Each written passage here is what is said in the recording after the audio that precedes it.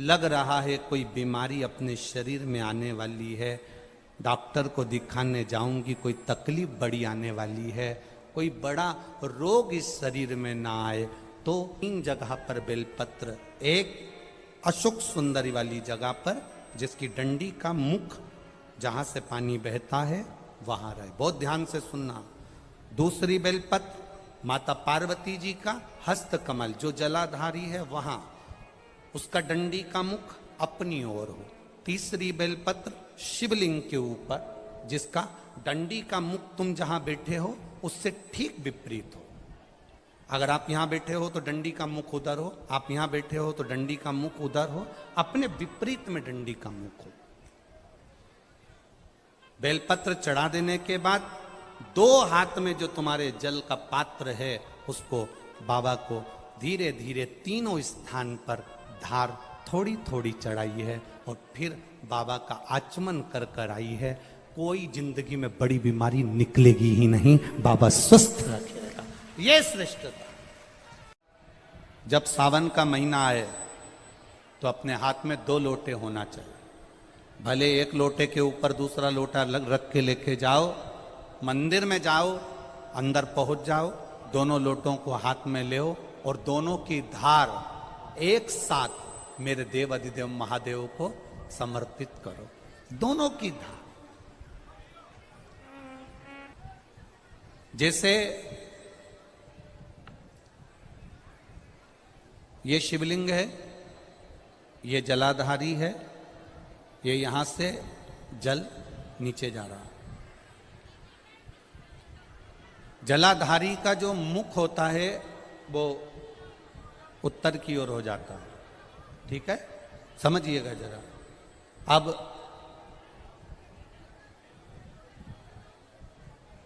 अगर मान लो लड़का 35 साल का हो गया, 36 साल का हो गया, बेटी की शादी नहीं हो रही, 35 साल हो गए, 36 साल हो गए, 40 साल हो गए, देवर देव की शादी नहीं हो रही है, किसी की शादी नहीं हो रही है, तो उसको समझना है सावन के महीने में आप जो 2 लोटा जल लेकर जा रहे हो, उस जल को जहां जलाधारी से पानी बाहर बह रहा है, जहां जलाधारी से, जैसे ये शिवलिंग है, ये गोल जलाधारी, यहां से पानी बह रहा है, तो जल चढ़ाते समय जब आप जल को समर्पित करेंगे दोनों लोटे से, तो धार यहां से लगाते हुए धार को आपको इस शिवलिंग पर पूर्ण समर्पित करना है।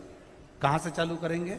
ये जलाधारी जो बनी हुई है अशोक सुंदरी का स्थान, किसके स्थान से? अशोक सुंदरी के स्थान से। अगर लड़के की शादी, लड़की की शादी ना हो रही हो, 35 साल, 40 साल, 42 साल के हो गए, विवाह का कोई योग ही नहीं बन रहा, 28 साल, 30 साल हो गए, बहुत प्रयास कर लिए, तो एक सावन के महीने का नियम, 2 लोटे जल लेकर देवाधिदेव महादेव के सामने जाइए। यहां अशोक सुंदरी वाली जगह से दोनों धार एक साथ चढ़ाना प्रारंभ करिए और करते करते वो धार शंकर भगवान के शिवलिंग पर ले जाकर छोड़ दीजिए।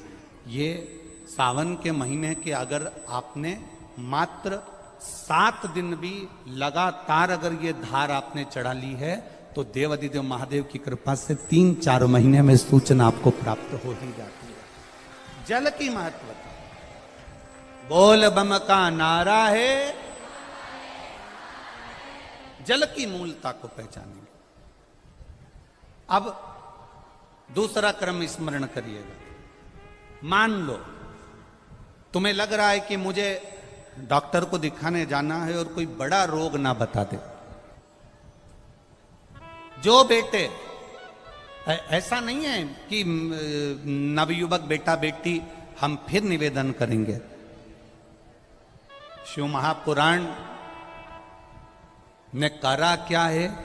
शिव महापुराण ने एक ही चीज करी है कि जो नवयुवक बेटा बेटी हैं, बच्चे हैं, स्कूल जाने वाले बच्चे हैं, बुजुर्ग हैं, बड़े हैं, शिव महापुराण ने उनके भीतर भक्ति प्रदान करी। और वो भक्ति कैसी है कि एक एक घर का व्यक्ति शंकर की भक्ति में डूबना चाहता, एक एक व्यक्ति।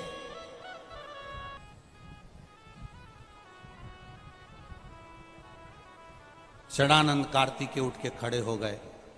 शंकर भगवान ब्रह्मा जी को देख रहे हैं, शिव जी ब्रह्मा जी को देख रहे हैं। तब ब्रह्मा जी ने भगवान शंकर की ओर देखकर कहा, आपके पुत्र ये षडानंद कार्तिकेय हैं, ये मेरे पास पढ़ने के लिए आए, विद्या अध्ययन करने के लिए आए। मैं इनको षडानंद कार्तिकेय को मैंने विद्या का अध्ययन कराया। पर कार्तिकेय जी के मन में मैंने विद्या का अध्ययन करा दिया, और अध्ययन कराने के बाद में कार्तिकेय जी मेरे पास में मेरा हाथ पकड़कर खींचकर मुझसे बोलते हैं, मुझे ओम का अर्थ बताइए। ब्रह्मा जी के शब्द सुनिएगा जरा। ब्रह्मा जी ने कहा, षडानंद कार्तिकेय, थोड़ा ढीले कम करो बाबू। ब्रह्मा जी बोलते हैं कि षडानंद कार्तिकेय जी ने मेरा हाथ पकड़ा, और हाथ पकड़कर ब्रह्मा जी कहते हैं, खींच कर बोला कि मुझे ओम का अर्थ बताइए।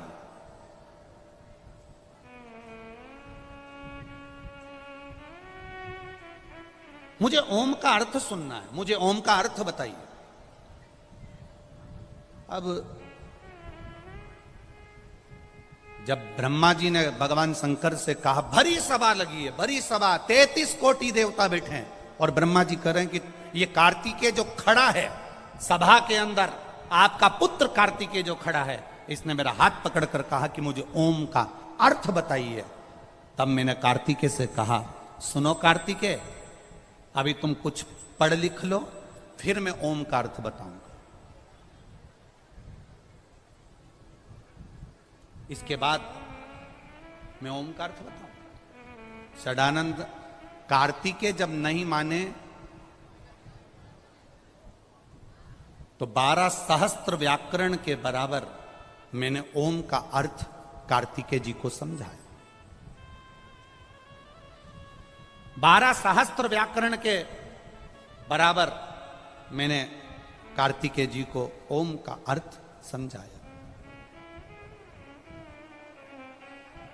और 12 सहस्त्र व्याकरण के एक एक काव्य से मैंने षडानंद कार्तिकेय जी को समझा दिया। उसके बाद भी षडानंद कार्तिकेय जी के मन को यह ना भाया, और षडानंद कार्तिकेय जी ने फिर मेरा हाथ पकड़ा, और हाथ पकड़कर कहा, ये ओम का अर्थ है।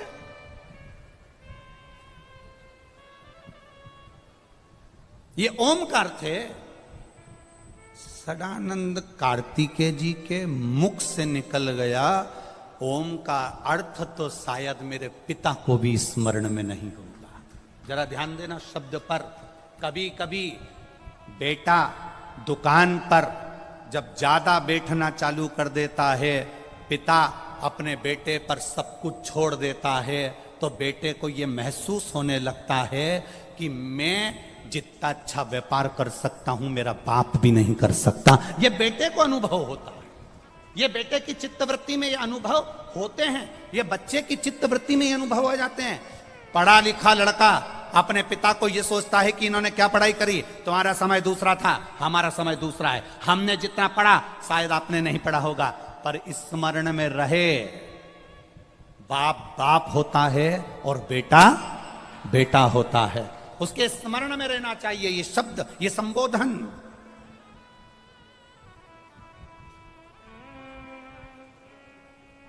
ब्रह्मा जी के 4 मुख, ब्रह्मा जी के चारों मुख, और 4 मुख से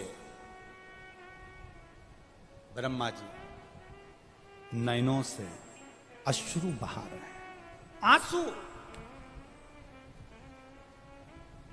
कभी ब्रह्मा रोया है क्या?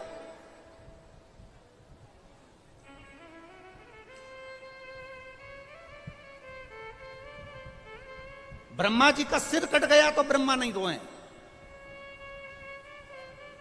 ब्रह्मा जी को श्राप लग गया सावित्री माता का, तब भी ब्रह्मा नहीं रोए।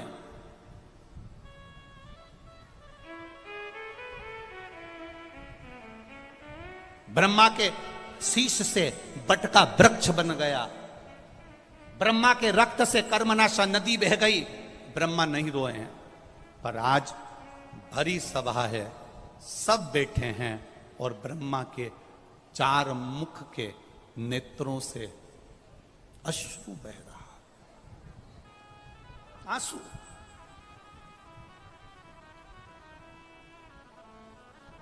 क्योंकि वो जगत का पिता है,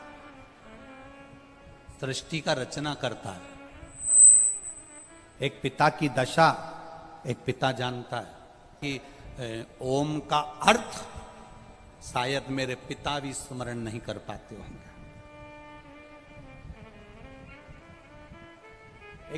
एक लड़का अगर मैं बेटों से निवेदन करूंगा, पिता वो दौलत है जो चले जाता है ना तो समझ लेना कि तुम्हारी तिजोरी का खजाना लुट गया। पिता वो दौलत है, पिता वो जायदाद है। अपने पिता को कभी यह मत बताने की कोशिश करना कि तुमसे ज्यादा विद्वान मैं हूं।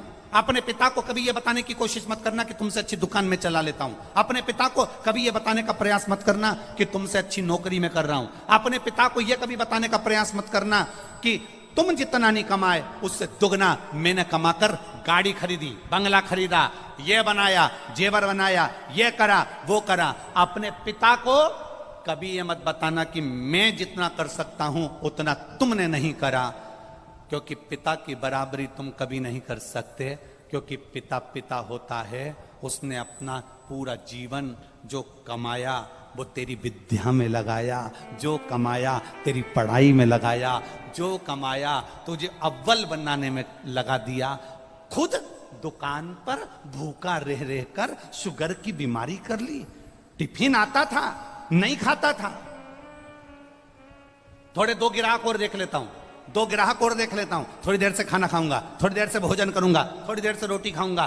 2 ग्राहक के चक्कर में मेरे बेटे की फीस जमा करना है। बाहर पढ़ने गया है, मुंबई पढ़ने गया है, पूना पढ़ने गया है, जयपुर पढ़ने गया है, कोटा पढ़ने गया है, जोधपुर गया है, मेरे बेटे की फीस जमा करना है। वो 2 ग्राहक ज्यादा के चक्कर में भूखा रहता रहता रहता रहता बीपी और शुगर की बीमारी कर ली। उस पिता की होड़ मत करना जिसने अपने शरीर का एक एक रक्त केवल तेरी जिंदगी बनाने में लगा दिया। उस पिता के ऊपर तो तुझे गौरव उत्पन्न होना चाहिए।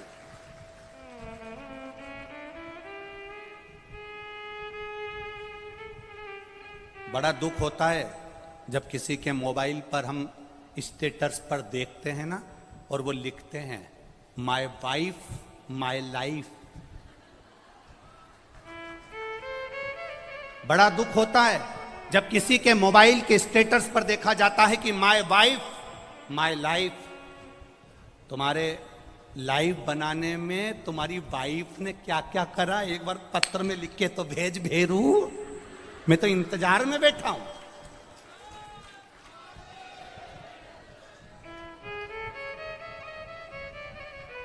वाइफ तुम्हारी लाइफ नहीं बनाएगी, वाइफ तुम्हारे बच्चों की लाइफ बनाएगी, ये निश्चित है।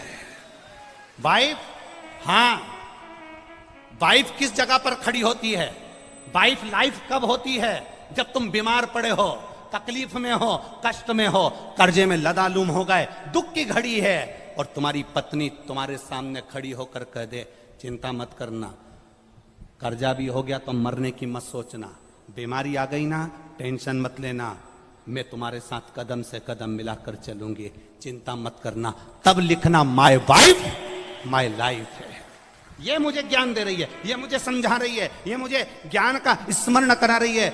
और नहीं तो अपने मोबाइल पर लिखना चाहिए my father my mother my life. मेरा पिता और मेरी माँ ही मेरी लाइफ है जिसने मेरी जिंदगी बनाई है।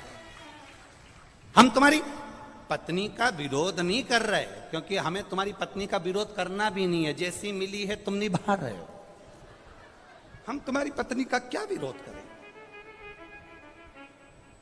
हमारा इतना सा कहना है तुम्हारी पत्नी तुम्हारी दुख की घड़ी में सामने खड़ी हो, तुम्हारी पत्नी तुम्हारे दुख के समय पर तुम्हारे सामने खड़े होकर कह रही हो चिंता मत करो, कोई बात नहीं, पैसा नहीं है ना, अब की बार साड़ी नहीं लेंगे करवा चौथ पर, मेरे पास बहुत पड़ी है, जेवर पड़ा है, तुम चिंता मत करना। अगर दुख की घड़ी आ भी गई, पूरा जेवर उठा कर दे दूंगी, तुम्हें कर्जे से मुक्त कर दूंगी, तुम चिंता मत करना, तुम चिंता मत करना।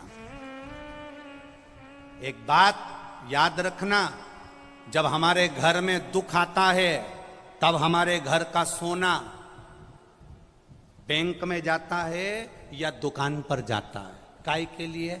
गिरवे रखने के लिए। जब दुख आता है तब घर का सोना दुकान पर जाता है, जब दुख आता है घर का सोना सुनार की दुकान पर जाता है। सुनार का पूछता है, तुम तो हमारे परिचित हो, ऐसा क्या तकलीफ आ गई जो इतना सारा भाभी का पूरा जेवर लिया है, तुम्हारी मम्मी का पूरा जेवर लिया है, क्या हो गया ऐसा?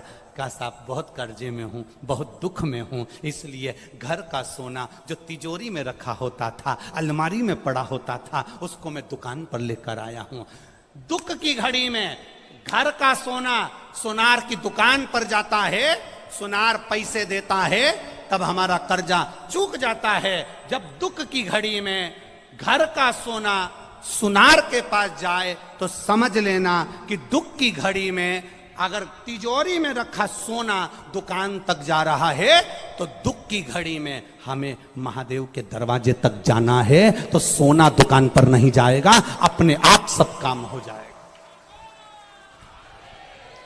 हम दुख की घड़ी में अपनी चैन, अपनी अंगूठी, अपनी मोबाइल, अपना पर्स गिरवे रखी आते हैं, पर हम दुख की घड़ी में महादेव के पास नहीं जाते हैं। बोलो सही है कि गलत है? दुख की घड़ी आई, तुमने सोचा मेरी गाड़ी रख देता हूं, मेरा बंगला रख देता हूं, मेरा ये सामान रख देता हूं, मेरी चेन रख देता हूं, मेरी अंगूठी रख देता हूं। मेरा एक निवेदन है, अपने चेन, अंगूठी, मोबाइल, पर्स को गिरवे रखने से अच्छा, कर्जे में डुबाने से अच्छा, एक बार दुख की घड़ी में जैसे सोना सुनार की दुकान पर जाता है, ऐसी दुख की घड़ी में तुम मेरे महादेव के मंदिर में, लोग सोना दुकान पर ले जाते हैं, तुम 2 लोटा पानी महादेव के मंदिर में लेकर जाना, उसको चढ़ाना, 1 महीना इंतजार करना, फिर विश्वास रखना कि शिव पुराण सुनी थी तो 1 महीने में बाबा ने धीरे धीरे कर्जा चुकाया कि नहीं चुकाया। कहां से आएगा, कैसे देगा? उसका नाम कुबेरेश्वर महादेव है। वो साधारण नहीं है, बड़ा आनंद में बैठता है, अलमस्त होकर बैठता है, अपने पास कुछ नहीं रखता पर दुनिया को देने की सामर्थ्यता रखता है। वो अपने पास कुछ नहीं रखेगा पर दुनिया को देने की सामर्थ्यता रखता है। केवल एक दृष्टि देता है और दुनिया का भंडार भर देता है। वो हुआ ब्रह्मा जी की आंख से आंसू बह रहे हैं, ब्रह्मा जी का सिर कटा नहीं रोए, ब्रह्मा जी को सावित्री माता ने श्राप दिया नहीं रोए, ब्रह्मा जी को अपशब्द कहे गए नहीं रोए, पर आज ब्रह्मा इसलिए रो रहे हैं क्योंकि जगत के पिता के सामने, देवाधिदेव महादेव के सामने ये प्रसंग सम्मुख में आकर खड़ा हो गया कि कार्तिकेय जी ने कहा ओम का अर्थ तो पिता भी नहीं जानते होंगे। तब शिव जी मुस्कुरा दिए, शंकर भगवान मुस्कुरा के ब्रह्मा जी के ऊपर अपनी दृष्टि से एक टकटकी लगाकर देखा। ब्रह्मा जी ने उसी क्षण कार्तिकेय का हाथ पकड़ा और हाथ पकड़कर षडानंद कार्तिकेय को 12 लाख व्याकरण के काव्य से कार्तिकेय को ज्ञान देना प्रारंभ कर दिया। षडानंद कार्तिकेय ने ब्रह्मा जी के चरण पकड़ लिए। मैंने मेरे पिता के लिए शब्द कह दिया, मेरे जैसा कौन होगा?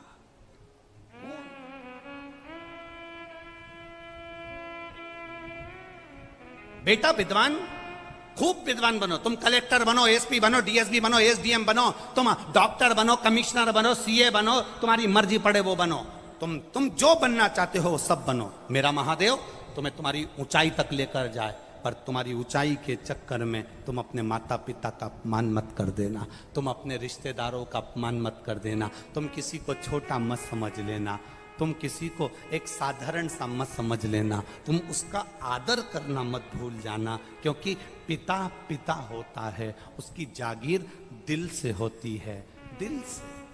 वो धन दे कि ना दे पर मन बहुत देता है।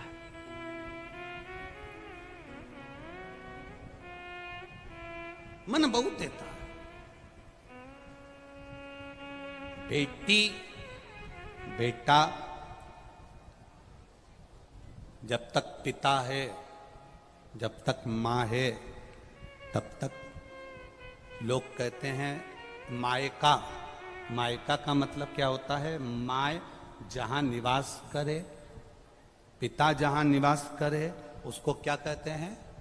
जम के बोलो जरा। मायका, वो मायका जहां माता पिता रहे, निवास कर।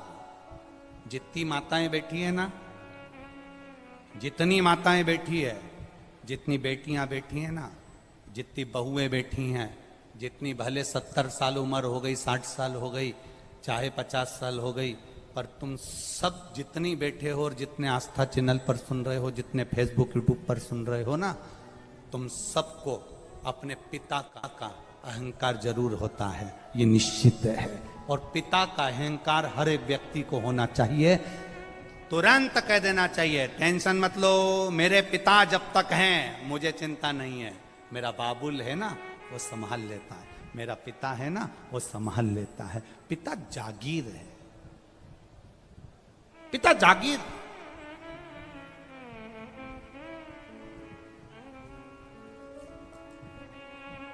ब्रह्मा जी की आंख में आंसू थे, शिव जी ने दृष्टि कर दी। शंकर जब दृष्टि करता है तो फिर सब काम हो गया।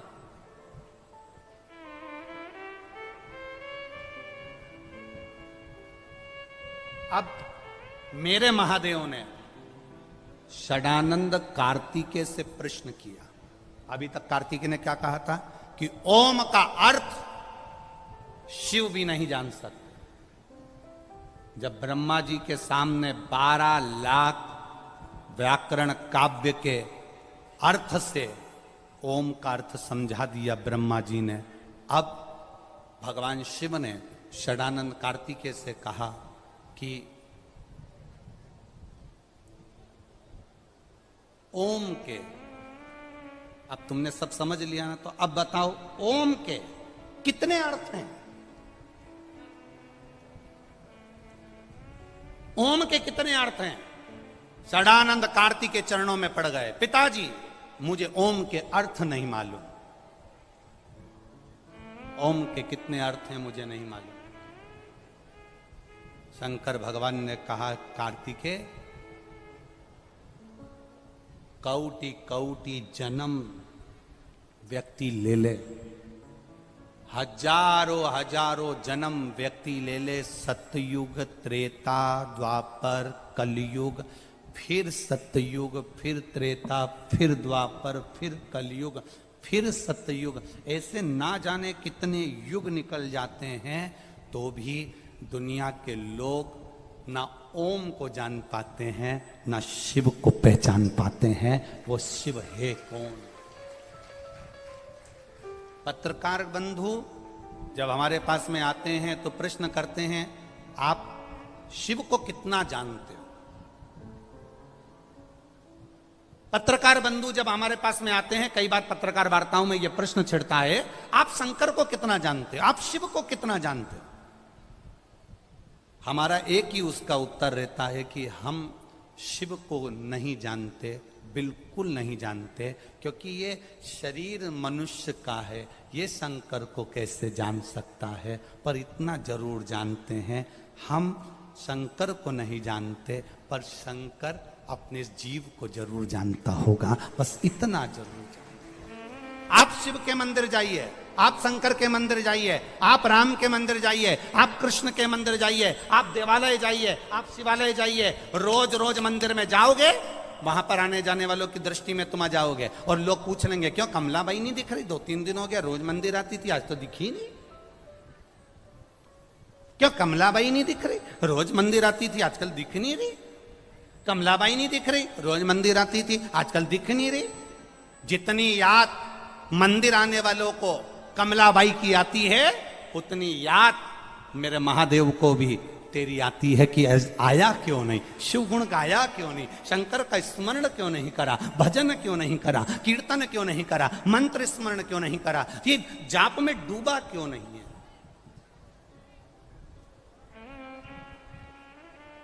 कौटि कौटि जन्म ले लो तो भी शंकर को नहीं जान सकते। क्या जानोगे आप शंकर भगवान को? केवल इतना कि वो भांग पीता है। शंकर को इतना ही जानोगे कि नंदी पर बैठता है। शंकर को इतना जानोगे कि उसके गले में सांप है।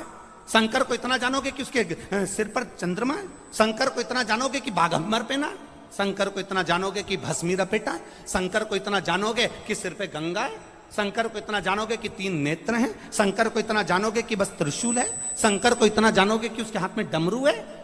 शंकर को केवल इतना तक जानना नहीं है, हमें शंकर को यह जानना है कि ब्रह्मा ब्रह्मलोक में रहते हैं, वैकुंठ में मेरे नारायण रहते हैं। पृथ्वी का कार्यभार संभालने के लिए शंकर भगवान को छोड़ा गया।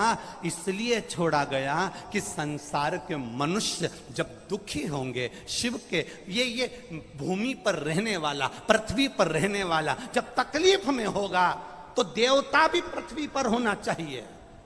एक बहू जयपुर में रह रही है और एक बहू तुम्हारे साथ में रह रही है। तुम्हारे को दुख आएगा तो जयपुर वाली पहले आएगी कि तुम्हारे पास वाली आएगी? अब तुम पास वाली से बात भी नहीं करती, क्योंकि जो पास में होती है ना, उससे बड़ी चिढ़ होती है। दूर के ढोल सुहावने लगते हैं। जब वो जयपुर वाली आती है, दिवाली पे बस सिर पे पल्लू डाल के मम्मी जी मम्मी जी मम्मी जी मम्मी जी करके 2-4 अंगूठी और सामान लेके बुझ जाए, अगली दिवाली आए, अगली दिवाली। और जब भी मिलेगी बस मीठी छुरी, मम्मी जी मम्मी जी मम्मी जी। और मम्मी जी एक बार जरा जयपुर जाके तो देख ले, जितना समय तू अपनी ये साथ रहने वाली बहू के साथ रह रही है, इतनी वो बाहर रहने वाली बहू के साथ केवल 2 महीना रह के बता दे, घाट घाट का यही पुष्कर के 52 घाट का पानी पिला देगी।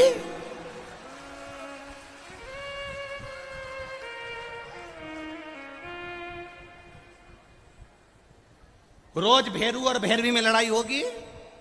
आ गई तुम्हारी मम्मी, तुम ही रख लो, आ गई तुम्हारी मम्मी।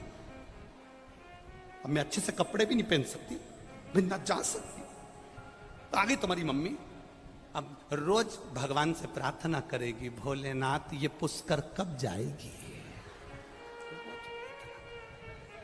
जो साथ में रह रही है वो थोड़ी अपशब्द बोल सकती है, जो साथ में रह रही है वो ताना दे सकती है, जो साथ में रह रही है वो थोड़ा अपशब्द बोल देगी, जो साथ में रह रही है वो झगड़ा कर लेगी, जो साथ में रह रही है वो तुमसे आड़ा टेढ़ा बोल सकती है, क्योंकि साथ रह रही है। जो साथ रहती है वो तुमसे अपशब्द बोल सकती है, ताना दे सकती है, गाली दे सकती है, अपशब्द बोल सकती है। पर जब तुमको दुख आएगा तो वो जयपुर वाली बाद में तुम्हारी पास वाली जिससे तुमने झगड़ा करा वो आके खड़ी हो जाएगी। बस खड़ी भी हो गई ना, और कुछ नहीं करे, 2 बार बेटों को फोन ही लगा दे कि तुम्हारी मम्मी की तबीयत खराब हो गई, और बेटे बस इतना ही कर देगी ना तो ही तुम पार हो गए, समझ लो, इतना ही। अब हम आस लगा के बैठे हैं, दूर के ढोल वो 4 दिन की चांदनी वारे पुष्कर वालो। तुम्हें सारी कहावत याद है? गजब, बहुत बढ़िया। 4 दिन की चांदनी, फिर वापिस अब वो आई और चली गई। उतने दिन में वो अब मम्मी को लगा उसके बराबर मेरी कोई बहू नहीं, इतनी बढ़िया है, इतनी बढ़िया है, इतनी बढ़िया है, इतनी बढ़िया है। उसका दिन भर गुणगान करे, और जो साथ में रहे, तेरी चाय बनाए, रोटी बनाए, तेरा काम करे, न झाड़ू लगाए, न पोछा लगाए हैं, और आए गए के चाय पिला रही, रोज काम कर रही, उसका कहीं नहीं, बस वो मेरी बहुत बढ़िया, बहुत बढ़िया। ये भी झाड़ू लगाती लगाती बोली रुक जा डोकरी, तो रुक जा भाई।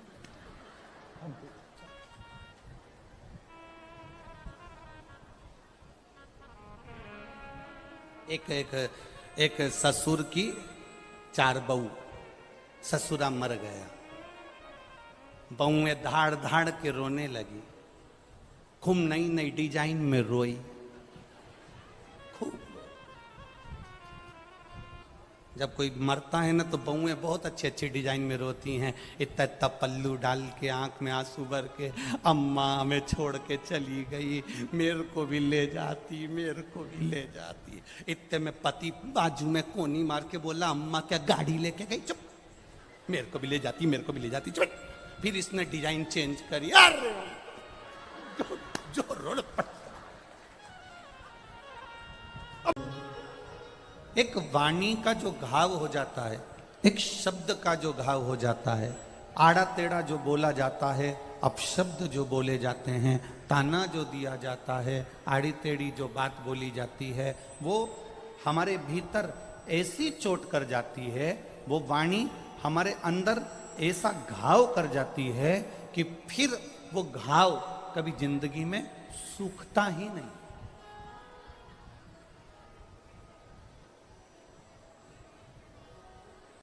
वो घाव पूरी जिंदगी में कभी नहीं सूखता। हम पहले भी आप लोगों को कथाओं में कहे हैं, आज फिर आप लोगों से कथाओं में कह रहे हैं। एक बात का स्मरण अपने भीतर रखना, सब कुछ तोलो, शक्कर तोलो, गुड़ तोलो, मिर्ची तोलो, नमक तोलो, अचार तोलो, पापड़ तोलो, पर शिव पुराण कहती है अपनी वाणी को भी जरूर तोलना। और जब अपनी वाणी को तोल कर बोलोगे तो वो एक अलग से सुख का अनुभव करा देती है।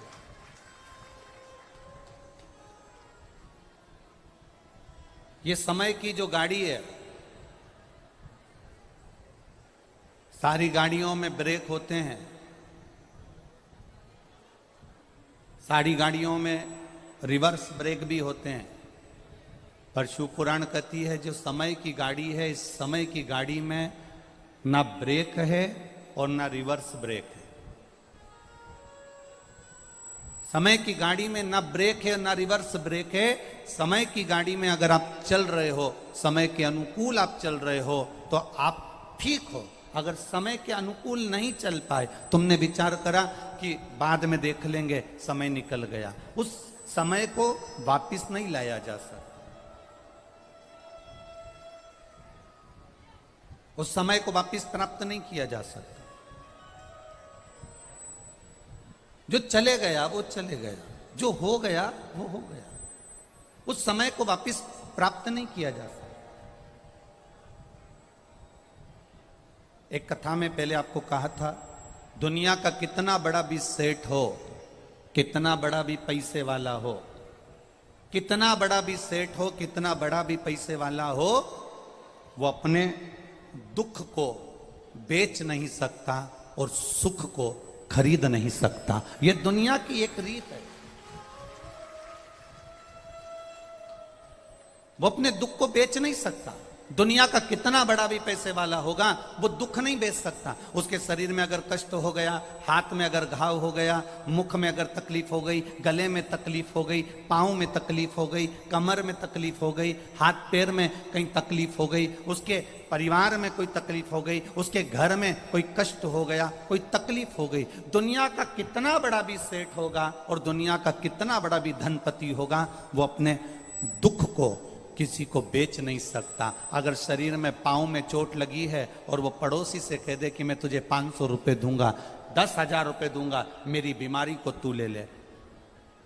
मेरा लीवर गड़बड़ हो गया, किडनी खराब हो गई, पीलिया हो गया, टीवी हो गई, ये बीमारी हो गई, वो बीमारी हो गई, कमर दुख रही है, घुटना दुख रहा है, कोई अपने पड़ोसी से कह दे मैं तुझे 50,000 रुपये दूंगा, मेरी बीमारी तू ले ले, मेरा कष्ट तू ले ले। दुनिया का कितना बड़ा भी सेठ होगा, कितना भी पैसे वाला होगा, वो अपने दुख को किसी को बेच नहीं सकता। और कितना बड़ा भी पैसे वाला होगा तो वो दूसरे का सुख खरीद नहीं सकता। उसकी जिंदगी में जो लिखा है, ललाट में जो वर्णन किया गया है, जो कर्म गति से लिखा गया है, वो उसको भोगना ही है, उसको भोगना है। मत बुरे कर्म कर बंदे वरना पछताएगा, भगवान की आंखों से तू बच नहीं पाएगा। अरे ओ अज्ञानी मत करना नाने, अरे ओ अज्ञानी मत करना, तेरे कर्म का फल भी तू ही पाएगा, जैसा किया तूने तेरे आगे आएगा। मत बुरे कर्म कर बंदे वरना पछताएगा, भगवान की आंखों से तू बच नहीं पाएगा, तू बच नहीं पाएगा। अरे ओ अज्ञानी मत कर नादानी, ये तेरे कर्म है।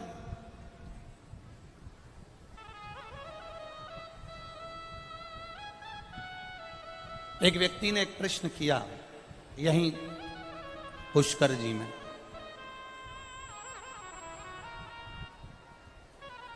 एक व्यक्ति ने एक प्रश्न किया पुष्कर जी में कि गुरुदेव,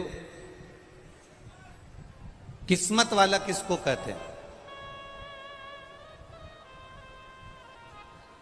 किस्मत वाला किसको कहते हैं? एक व्यक्ति ने प्रश्न किया।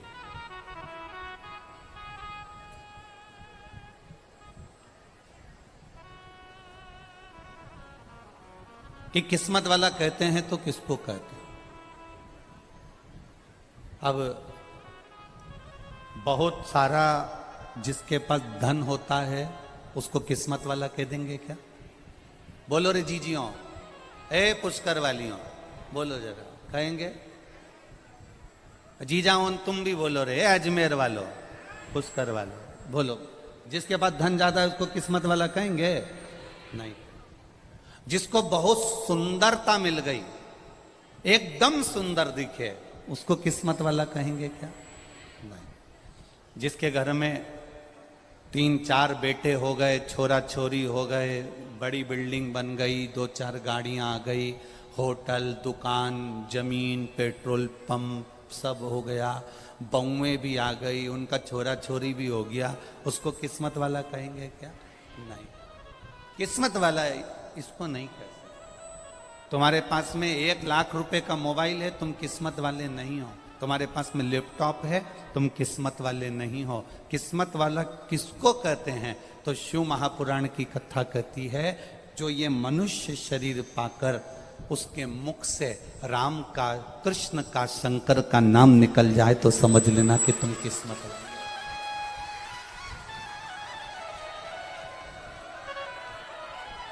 भाग्यशाली इसी को कहते हैं जो शिव नाम में डूबा है, जो शंकर की भक्ति में डूबा है। ये धन दौलत तो एक वेश्या भी कमा लेती है। बोलो जम के, सही है कि गलत है? किस्मत वाली खिलाती है क्या? अब ये संपदा, ये वैभव, ये धन, ये सुख तो कोई भी इकट्ठा कर लेता, पर किस्मत वाला नहीं करता। और ये बच्चे लोग कहें कि हमारे 3-4 बेटे हैं, 2-3 बेटियां हैं, हम किस्मत वाले हैं, पोता पोती है, हम किस्मत वाले हैं।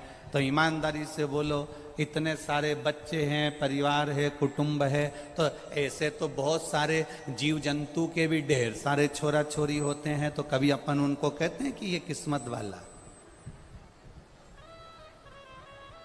लंकाधिपति रावण को किसी ने किस्मत वाला कहा? नहीं कहा। राक्षस जरूर कहा, असुर जरूर कहा, पर किसी ने किस्मत वाला नहीं कहा। पर किस्मत वाले में भी 3 बड़े प्रबल किस्मत वाले हैं, 3 बड़े भाग्यशाली हैं। भाग्यशालियों में भी भाग्यशाली हैं 3 प्रबल भाग्यशाली। पहला दशरथ जी महाराज, जिनके घर में राम जन्मे। बोलो भाग्यशाली है कि नहीं? किस्मत वाले हैं कि नहीं? राम जिनके घर में जन्मे, किस्मत। दूसरे नंबर पर भीष्म पितामह, जिन्होंने भगवान कृष्ण का बचपन से लेकर जवानी तक का दर्शन करा। बोलो भीष्म पितामह किस्मत वाले हैं कि नहीं? बचपन से लेकर जवानी तक भगवान कृष्ण का दर्शन कर रहे हैं, वो भीष्म पितामह भी किस्मत वाले हैं। और तीसरे नंबर पर है गिद्धराज जटायु, जो अपने प्राणों को त्यागा तो राम जी की गोद में त्यागा। किस्मत वाला है कि नहीं? बोलो बोलो जम के बोलो, है ना? अब दशरथ जी के घर में राम जन्मे, किस्मत वाले हैं। भीष्म पितामह ने भगवान कृष्ण का दर्शन किया, किस्मत वाले हैं। गिद्धराज जटायु की गोद में, राम जी की गोद में गिद्धराज जटायु अपने प्राणों को त्यागा, किस्मत वाला है कि नहीं। पर अगर इन तीनों को भी देखा जाए कि इन तीनों में भी प्रबल किस्मत वाला कौन सा है, बहुत भाग्यशाली कौन सा है, प्रबल किस्मत लेकर कौन पैदा हुआ, तो बताओ कौन पैदा हुआ? गिद्धराज जटायु। दशरथ जी के घर में राम जन्मे, पर दशरथ जी के जब प्राण छूटे तब राम सामने नहीं थे। भीष्म पितामह ने भगवान कृष्ण का दर्शन किया, पर भीष्म पितामह के प्राण छूटे तब कृष्ण सामने नहीं थे। और गिद्धराज जटायु जिसने जीवन भर मांस खाया, पर जब प्राणों को त्यागा तो राम जी की गोद को पाया। यह प्रबल किस्मत है, यह भाग्य है उसका। गिद्धराज जटायु की कथा कहती है, बचपन गया जाने दो, जवानी गई जाने दो, अधेड़ी गई जाने दो, पर बुढ़ापा बिगड़ने मत। अरे बचपन खेल में खोया, जवानी नींद भर सोया, बुढ़ापा देख कर रोया, सिराने मौत हंसती है। गया बचपन जाने दो, जवानी गई जाने दो, अधेड़ी गई जाने दो, पर बुढ़ापा मत बिगड़ने दो। दशरथ जी के घर में राम जन्मे, पर दशरथ जी से ज्यादा किस्मत वाले भीष्म पितामह ने भगवान कृष्ण का दर्शन किया, पर उनसे भी ज्यादा किस्मत वाले गिद्धराज जटायु हैं, जिन्होंने राम जी की गोद में अपने प्राणों को त्याग दिया। किस्मत इसी को कहते हैं, जब अंत समय आवे तो मेरा राम, मेरा शंकर, मेरा कृष्ण तुम्हारे सामने खड़ा हो। बस यही जीवन का एक सुख। और अंत समय प्रभु आना पड़ेगा। आप लोगों को आता है ना?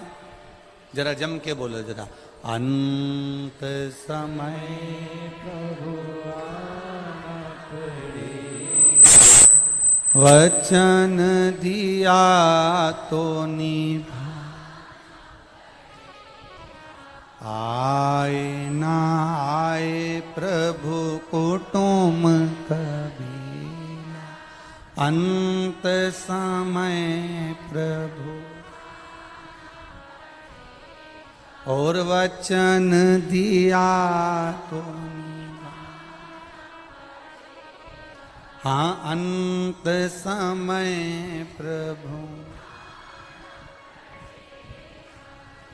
ये अंत समय की घड़ी है। अंत समय परमात्मा का दीदार हो जाए, अंत समय परमात्मा की भक्ति हो जाए। माँ जी ने उस दृष्टि से कार्तिकेय को ज्ञान दिया। कार्तिकेय जी के भीतर का जो अहंकार था, अभिमान था, उसको स्वयं भगवान शिव ने समाप्त। कल कथा में अपन ने एक सुंदर संवाद श्रवण किया। माता पार्वती जी भगवान शिव को अपना पति बनाने के लिए प्रयास कर, जब शंकर भगवान को अपना पति बनाने का प्रयास करती हैं, शिव को अपना पति बनाने के लिए अथक प्रयास, भूखी रहना, कुछ ना खाना,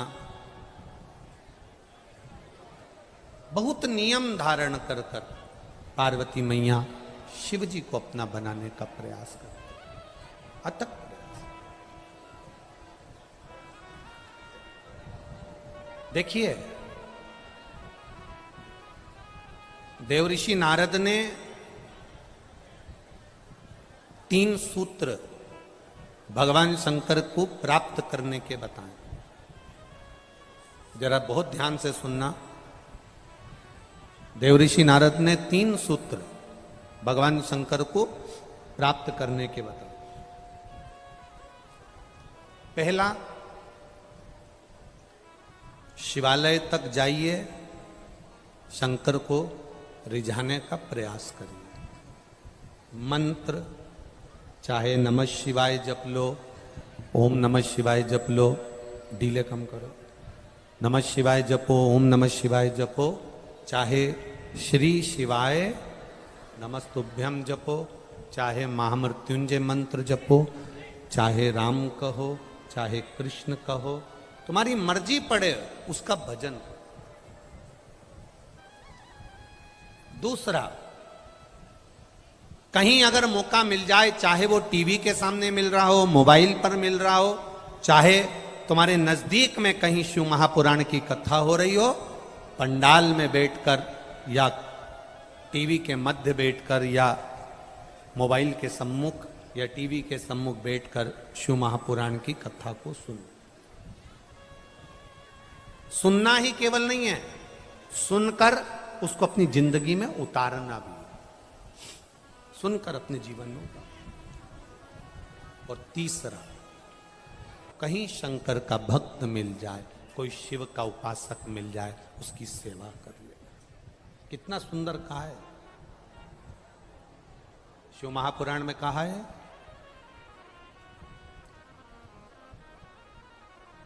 हमने पहले भी कथा में कहा, अगर मान लो संतान का सुख नहीं है, संतान का सुख नहीं है, 20 साल हो गए, 25 साल हो गए, 30 साल हो गए, संतान का अगर सुख नहीं है, तो शंकर का कोई भक्त मिल जाए, शिव का कोई उपासक मिल जाए, या कोई ब्राह्मण देव, वेद शास्त्र का ज्ञान रखने वाले, अपने जीवन को सार्थकता में, सात्विकता में जीने वाले, ऐसे ब्राह्मण को जोड़े से उनके बच्चों के साथ बेलपत्री के पेड़ के नीचे भोजन करा देना, खीर खिला देना, और उस खीर के भाग को पति पत्नी दोनों अवश्य पाना, उससे संतान का सुख भी मेरे बाबा प्रदान कर देंगे। सफेद आंकड़े की जड़ का प्रयोग करो, तुम रुका जी वाला, और साथ में ये भी करो, प्रयास करिए। एक बड़ा सुंदर संवाद आता है स्कंद पुराण का। देवऋषि नारद निकल के जा रहे थे और एक बूढ़ी मां ने, ज्यादा बूढ़ी नहीं कह सकते, एक मां ने नारद जी के चरण पकड़ लिए,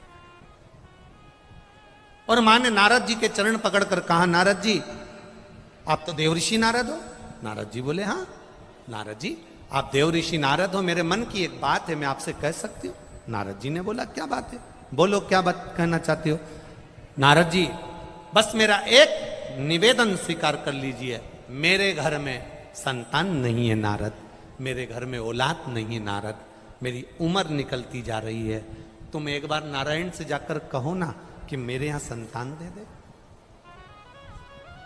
मां ने नारद जी के चरण पकड़ लिए। नारद जी ने कहा, मैं पूछ के आऊंगा भगवान से कि आपके यहां संतान कब होगी। नारद जी श्रीमन नारायण करते करते करते करते बैकुंठ पहुंच गए। नारद जी जब बैकुंठ में गए, भगवान नारायण विश्राम कर रहे थे, लक्ष्मी जी चरण दबा रही थी, लक्ष्मी जी की दृष्टि नारद जी पे पड़ गई। जैसे ही लक्ष्मी माता की दृष्टि पड़ी, भगवान नारायण भी उठकर बैठे, देवऋषि नारद को देखकर आदर करा, सम्मान करा। बोलिए नारद जी कैसे आना हुआ। नारद जी बोलते हैं, आज तुम एक पृथ्वी पर मृत्यु लोक में एक मां है, उसके घर में संतान नहीं है, बस उसके लिए आपके पास आया हूं। उस मां ने कहा, मेरे यहां संतान कब होगी, आप भगवान से पूछ कर बताना। इतने में नारायण ने ध्यान लगाकर देखा कि कौन मां ने प्रश्न किया, और नारायण ने कह दिया, इसके यहां संतान का सुख 7 जन्म तक नहीं है, इसके यहां औलाद नहीं हो सकती, इसके यहां संतान नहीं है, इसके यहां औलाद नहीं है।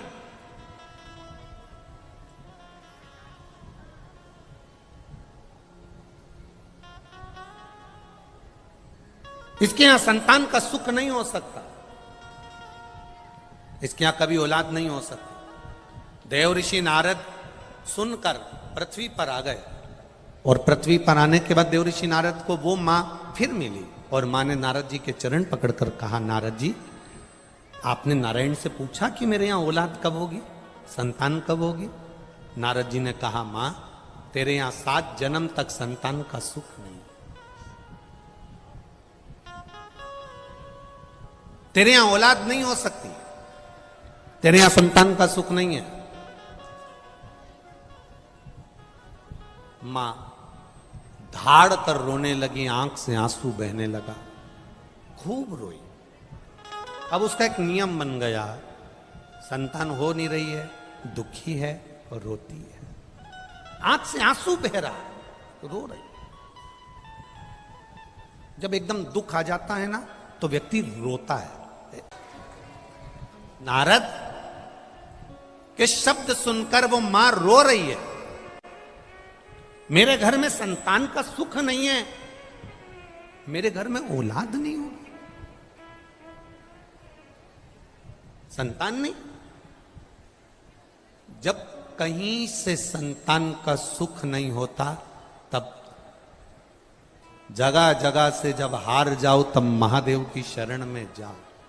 कथा कहती है यशोदा जी के घर में संतान का सुख नहीं था। 60 साल के नंद बाबा, 55 वर्ष की मां यशोदा, संतान का सुख नहीं। यशोदा जी की मां जिनका नाम था पाटला देवी, क्या नाम था? पाटला देवी।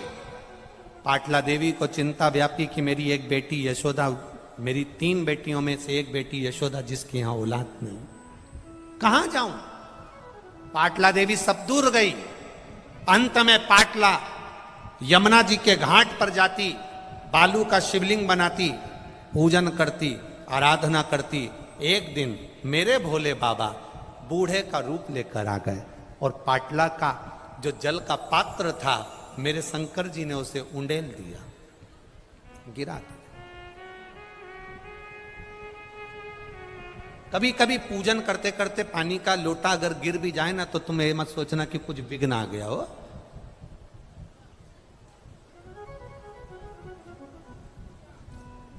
शुभ मुहूर्त देखकर घर से चलो ना चलो चलेगा, पर शंकर जी का मुख देखकर चल दो तो मुहूर्त भी शुभ हो जाता है।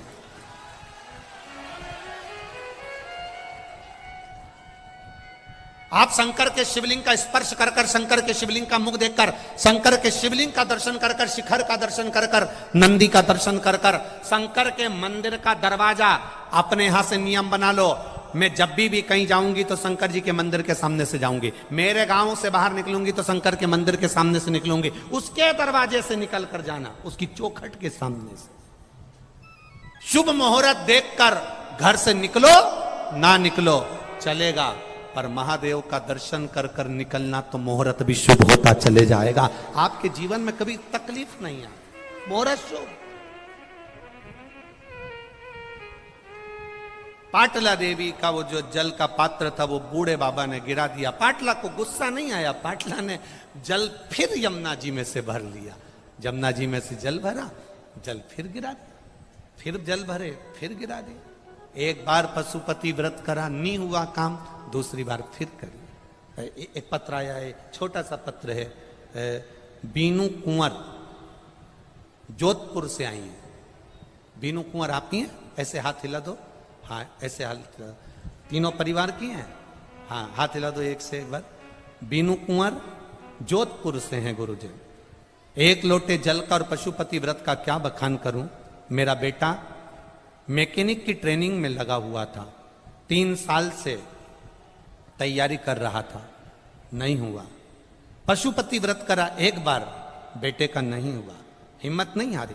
दूसरी बार पशुपति व्रत करा, बेटे ने भी करा, और बाबा की कृपा से मेरा बेटा अहमदाबाद में सिलेक्शन हो गया और रेलवे की नौकरी कर रहा है। मैं यहां प्रणाम करने के लिए, बधाई आपको बहुत बहुत।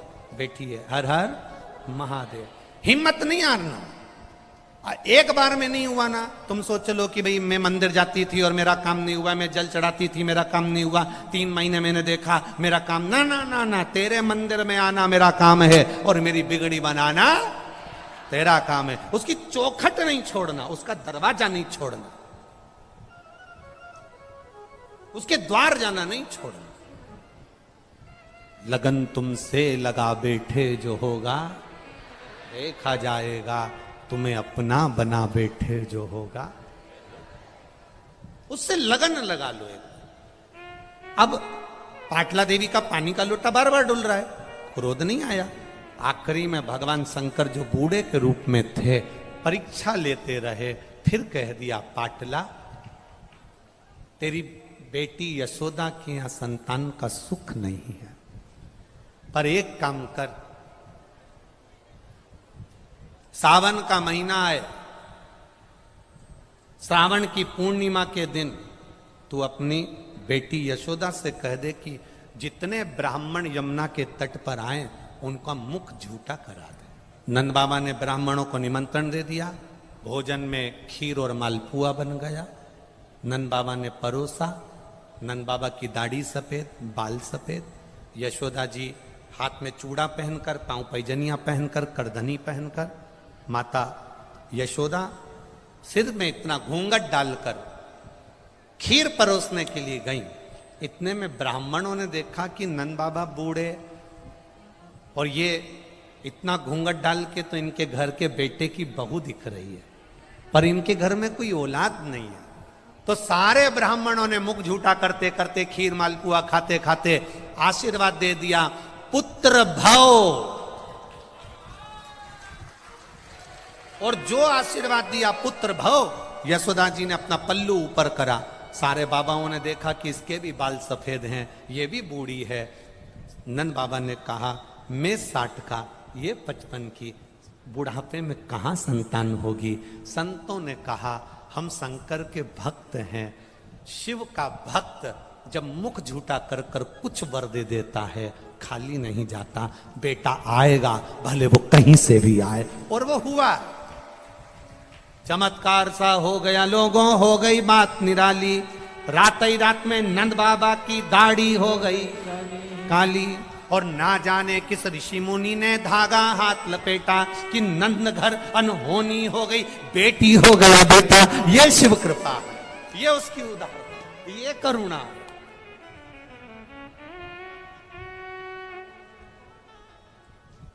तो हम क्यों चिंता करें? अब यहां चिंता का विषय है ना। बूढ़ी माँ रो रही है, मेरे घर में औलाद नहीं है, मेरे घर में संतान नहीं है। अब बाबा तो बाबा,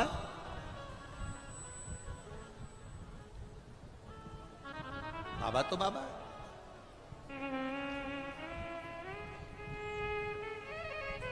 तो कहे ना, जो कोई नहीं करता डमरू वाला करता है, जो कोई नहीं करता डमरू वाला करता है।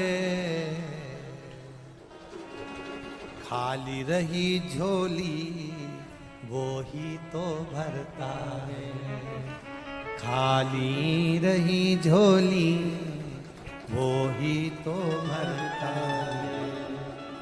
जो कोई नहीं करता डमरू वाला करता है। आप भी बोलो, जो कोई नहीं करता डमरू वाला करता है। खाली रही झोली वो ही तो भरता है, खाली रही झोली वो ही तो भरता है। वो हर पल, हर घड़ी, हर क्षण हमारे साथ चल रहा है। हर पल बिलक पड़ी बूढ़ी मां, आ गया बाबा। 4 संत आए, भस्म रमाकर, जटाजूट बांधकर, अलग जगाते हुए उस गांव में आ गए। और गांव में आकर चिल्ला कर कहने लगे, बहुत भूख लगी है मां, बहुत भूख लगी है, आज कुछ दे दीजिए, भूख लग रही, भूख लग रही है, कुछ दे दीजिए मां। अब कई बार मांगने वालों से चिढ़ाने लगती है। बोलो सही है कि गलत? कई बार मांगने वालों से चिढ़ाने लगती है। आपसे निवेदन है, आप 1 रुपया भी किसी को मत दो। हम नहीं कहेंगे कि तुम दो, आप तो अपनी 4 व्हीलर गाड़ी में थोड़े से बिस्कुट के पैकेट रख लो या 4 रोटी ज्यादा बना के पेपर में लपेट के रख लो। कोई भूखा है ना, उसको रुपये की जगह आप वो देकर आगे बढ़ जाना, वो जीवन का एक सुख प्रदान कर जाएगा। हम नहीं कहेंगे कि तुम करोड़ों का धन प्रदान करो।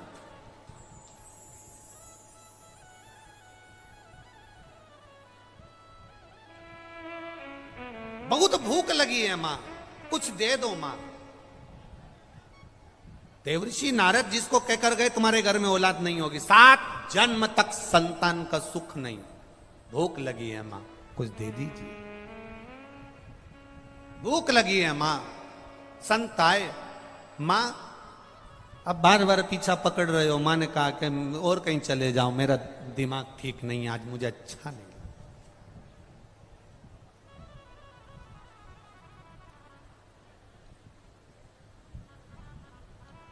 भिखारी को देखकर,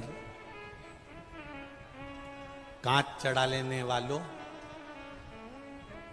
भिखारी को देखकर हम फिर कहेंगे भिखारी को तुम पैसा मत दो, भोजन तो दो ना, अन्न का कण तो दो। भिखारी को देखकर कांच चढ़ाने लेने वाले थोड़ा ध्यान देना। कांच चढ़ाओ मती, अन्न रखा है दीजिए, बिस्कुट का पुड़ा रखा है दे दीजिए, एक टॉफी पास में रखी है दे दीजिए, गुड़ की डली पास में रखी है दे दीजिए, मिश्री का टुकड़ा पास में रखा है दे दीजिए, ये लीजिए, ये प्रदान कर।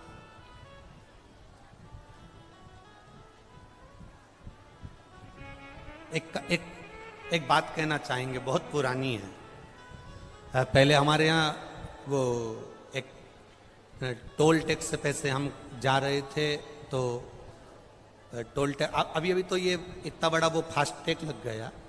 अब पहले चलता था क्या ये? अरे बोलो जम के बोलो, नहीं चलता था ना। तो टोल टैक्स जब क्रॉस करते थे, टोल टैक्स से जब निकलते थे और टैक्स वाले को पैसे देते थे, तो उसके पास खुले पैसे नहीं रहते थे, तो वो हमको टॉफी पकड़ा देता था। अब तुम्हारे साथ कभी हुआ कि नहीं हुआ पता नहीं, हमारे साथ तो हुआ। 98 की एक रुपए की 2। अब आशीष को बड़ा बुरा लगा। आशीष ने टोल टैक्स वाले से कहा कि बताओ तुम गजब के हो, हमारा रुपया वापिस करो, तुमने 2 रुपए के चक्कर में हमको 4 टॉफी दे दी। हम अंदर बैठे हुए थे, हमने आशीष से कहा कोई बात नहीं, कहा बहस करना। वो माने नहीं, पैसे दे नहीं, और वो कि टॉफी दूंगा, मेरे पास खुले है नहीं, 4 टॉफी ले। हमने आशीष से कहा रखो, इसको रखो, हो सकता है बाबा की कोई मर्जी होगी। ये 4 टॉफी उसने दी है, बाबा ने कुछ सोच कर दिया होगा। अब हम तो जो भी कुछ बात करते हैं तो बाबा के भरोसे पर ही करते हैं। हमारी आदत में है, अगर कोई आ भी गया तो हम ये सोचते हैं कि भोलेनाथ ने इसको भेजा था तो मिलना हो गया, नहीं तो कौन किसके यहाँ जाता है। यहाँ कथा हो रही है तो हम कह देते हैं भोलेनाथ को, खंडेलवाल परिवार को पकड़ना था और कथा करवाना थी, ये तो भोलेनाथ ने करवा दी है। तो ये तो हम केवल शिव के आधार पर चलते हैं कि बाबा ने आज सवेरे अगर कोई मालपुआ भी खिलाकर चले गया तो कह देते भोले बाबा को आज भोग में मालपुआ लगना था, कहीं आ गया होगा, खा लिया होगा, पानी पीना था पी लिया होगा। तो ये शिव पराशर। अब वो 4 टॉफी लेकर बढ़ गए, आगे गए, और एक स्कूटी पे से एक व्यक्ति जमीन पर पड़ा था और उसकी पत्नी उसको देखकर रो रही थी, खूब रोया। गाड़ी रोकी, हमने कहा जा रहे आशीष जरा देख तो जरा, काय को रो रही है, क्या हो गया? पति को होश नहीं आ रहा। इसको कोई बीमारी थी क्या? आशीष पूछा। हाँ, शुगर की बीमारी है, शुगर लो हो गई होगी, कुछ है नहीं हमारे पास, दूर दूर तक कुछ नहीं। आशीष आया, उसकी शुगर, हमने कहा वो 4 टॉफी है जो टोल टैक्स वाले ने दी है, जल्दी से ले जाके उसके मुंह में खिला दे और उसको पानी पिला। अब वो 4 टॉफी जो मिली थी वो उसको दी, एनर्जी मिली, शुगर का लेवल थोड़ा ठीक हुआ, वो उठा, गाड़ी पर बैठा, चल दिया। अब वो उसकी पत्नी कहे कौन ने दी है, तो के गुरुजी ने दिया। वो आके कहे ऐसी कौन सी बूटी थी जो दी? हमने कहा बूटी हमारी नहीं थी, टोल टैक्स वाले ने 2 रुपए की 4 टॉफी दे दी थी। 4 टॉफी दे। जो कर रहा है वो सहज नहीं करेगा। नारद ने मना कर दिया, संतान का सुख नहीं। बाबा जी कह रहे हैं मुझे भूख लगी है, वो पीछा पकड़ लिए। माँ कह रही मेरा चित्त अच्छा नहीं है, मैं भोजन नहीं करा सकता, नहीं हमें करना है। माँ ने कहा बैठे रहो यहां पर। बूढ़ी माँ ने बाबाओं को एक जगह पर बिठाया, अंदर गई, अपने घर जो पड़ा था वो बना कर ले आई और लाकर बाबाओं को भोजन कराया। भोजन कराया तो बस बाबा ने मुंह झूठा करते ही कह दिया, माँ तू अकेली दिख रही है, तेरे साथ कोई है नहीं, हमारा वर है, तेरे घर संतान आएगी, आशीर्वाद दे दिया। पुत्र भव। अब बूढ़ी माँ बाबा के सामने ठाका लगाकर हंस दी। बूढ़ी माँ खूब हंसी कि नारद जी ने क्या कहा था, भगवान विष्णु ने क्या कहा है, 7 जन्म तक संतान का सुख नहीं है। हंस दी बूढ़ी मां, हंसी। ठीक है बाबा, आपने जो दिया आपका आशीर्वाद हमें स्वीकार है। समय आया, मां के घर में बेटे ने जन्म ले लिया। मां के घर में बेटे ने जन्म लिया। जन्म लेकर बेटा थोड़ा सा बड़ा हुआ। देव ऋषि नारद आज फिर उसी मार्ग से निकल कर जा रहे थे तो क्या देखा कि बूढ़ी मां अपने बेटे को भोजन करा रही। पूछा, देव ऋषि नारद अंदर गए, मां से पूछा, मां तेरे घर में औलाद कब हो गई? बूढ़ी मां ने कहा 4 संत आए थे, शंकर के उपासक थे, उनने भूख में भोजन मांगा, मैंने भोजन दे दिया, उन्होंने वर दे दिया, तेरे घर पुत्र होगा। नारद जी को क्रोध आ गया, दौड़कर भगवान विष्णु के पास गए। आपने तो कहा था कि 7 जन्म तक इसके यहां संतान का सुख नहीं है। आपने तो कहा था 7 जन्म तक संतान का सुख नहीं है। फिर 7 जन्म तक संतान का सुख नहीं था तो फिर ये औलाद कैसे हो गई? भगवान नारायण ने नारद से कहा, सुनो नारद, शिव का कोई भक्त होता है, कोई संत, कोई साधु, कोई सहज शिव उपासक होता है, जब उसका मुख कोई झूठा करा देता है और वो जब वर देकर जाता है तो विधान भी पलटना पड़ता है और शिव के अनुसार देना पड़ता है। देवता देते हैं पल्ला झाड़ कर और मेरा महादेव देता है छप्पर झाड़ कर। देवता पल्ला झाड़ कर देंगे, ब्रह्मा जी देंगे तो तुम्हारे विधान में जो लिखा होगा वो देंगे, भगवान नारायण देंगे तुम्हारे भाग्य में जो लिखा होगा वो देंगे, इंद्र देंगे तुम्हारी किस्मत में जो लिखा होगा वो देंगे, 33 कोटि देवी देवता तुम्हारे भाग्य में जो लिखा है वो देंगे। पर मेरा महादेव भाग्य नहीं देखता, मेरा महादेव तो इतना देखता है कि तुमने किसी प्यासे को पानी पिलाया, तुमने किसी भूखे को भोजन कराया, तुमने किसी को औषधि दे दी, तुमने किसी जनमानस का कुछ सहयोग करा है। इसलिए हमारे यहाँ कहते हैं सेवा मूल है। हमारे यहाँ ये दिखावा, तुम मंदिर में दिया लगाओ मत लगाओ, तुम मंदिर में जाकर अगरबत्ती लगाओ ना लगाओ, पर किसी गरीब को, किसी साधारण को, और गरीब को भी जाने दो, तुम्हारे परिवार में अगर कोई दुखी है उसको तुम अगर एक मीठी वाणी भी प्रेम से बोल दो, उतने में दिया लगाने के बराबर फल प्राप्त हो जाता है। ये सुख, ये आनंदता है।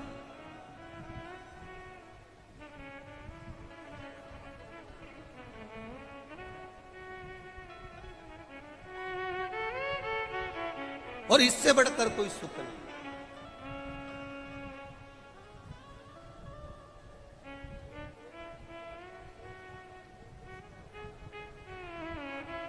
जब हम उससे प्रार्थना करते हैं तो वो दिल से सुनता है।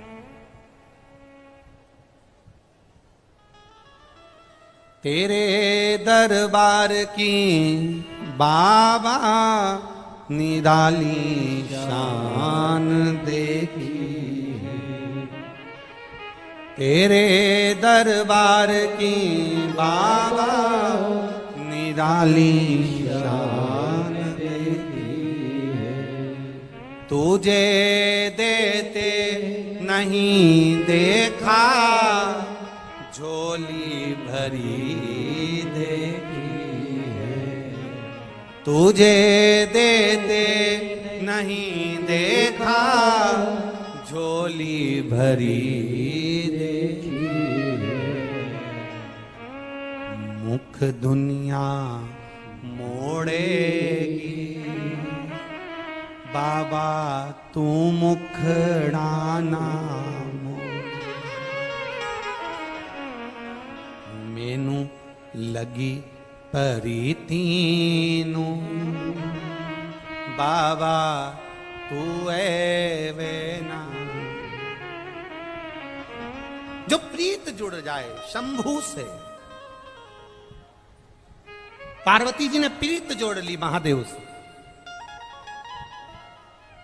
और बाबा से प्रीत जोड़ी तो भोलेनाथ जी ने पार्वती को स्वीकार करा। समय आया मां शिव की हो गई। जो शंकर भगवान और माता दुर्गा जी को, पार्वती जी को, देवी जी को अलग अलग मानते हैं, जो ब्रह्मा विष्णु और महेश को अलग अलग मानते हैं, जो राम कृष्ण और शिव को अलग अलग मानते हैं, समझ लेना कि उनकी बुद्धि में भगवान बैठा ही नहीं।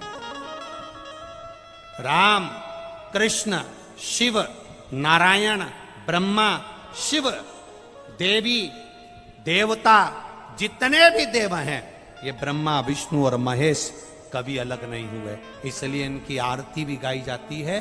सारे देवताओं की आरती में केवल एक देवता का नाम होता है, पर शंकर जी की आरती में ब्रह्मा विष्णु सदा शिव जानत अभिवेका, प्रणवाक्षर के मध्य ओम अक्षर के मध्य यह तीनों एका।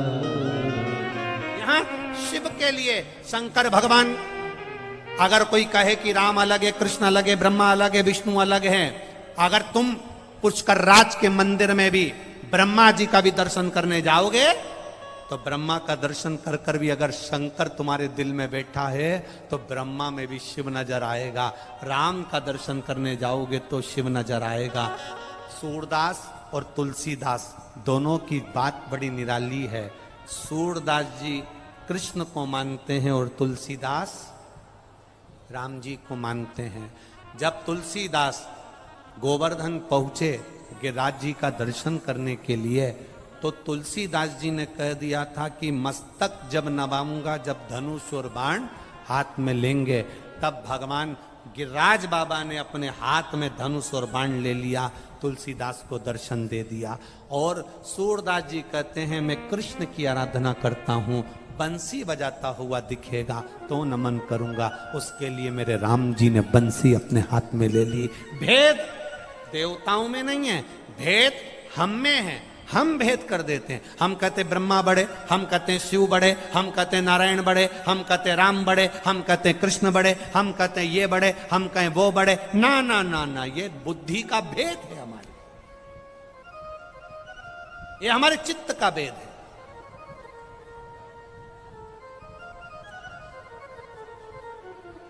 आप इस भेद से दूर हो जाओ। शिव शक्ति एक है। आप अगर दुर्गा जी की भजन कर रहे हो तो समझ लो शंकर जी का भजन कर रहे हो। आप शंकर जी का भजन कर रहे हो तो समझ लो दुर्गा जी का भजन कर रहे हो। आप राम जी का भजन कर रहे हो तो समझ लो शिव जी का भजन कर रहे हो। आप कृष्ण का भजन कर रहे हो तो समझ लो शिव जी का भजन कर रहे हो। कोई अंतर नहीं है।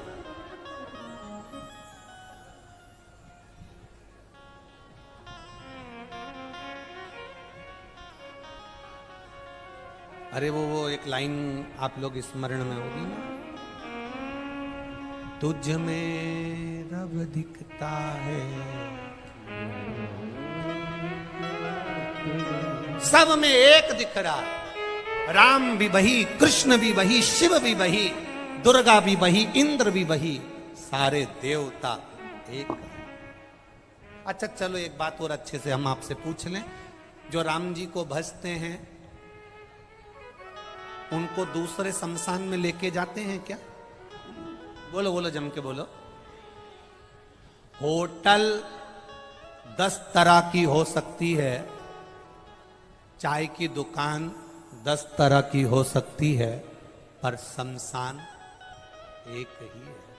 राम कहो चाहे श्याम कहो, चाहे ब्रह्मा कहो, चाहे विष्णु कहो, चाहे देवी कहो, चाहे महादेव कहो, आखिरी में जाना तो शंकर जी के पास ही है, क्योंकि शमशान में वो ही रहता, उसी को श्राप लगा तो वो अकेला रहता है। वो जाओगे भाई, गुलाब जामुन खाओ चाहे रबड़ी खाओ, जाएगी तो नहीं। हो सकता है गुलाब जामुन इधर बाजू में आ जाए और रबड़ी इधर ना। एक अपने भीतर एक बात जरूर उतार के रखिए, किसी पवित्र नदी में, किसी पवित्र सरोवर में, किसी पवित्र तीर्थ में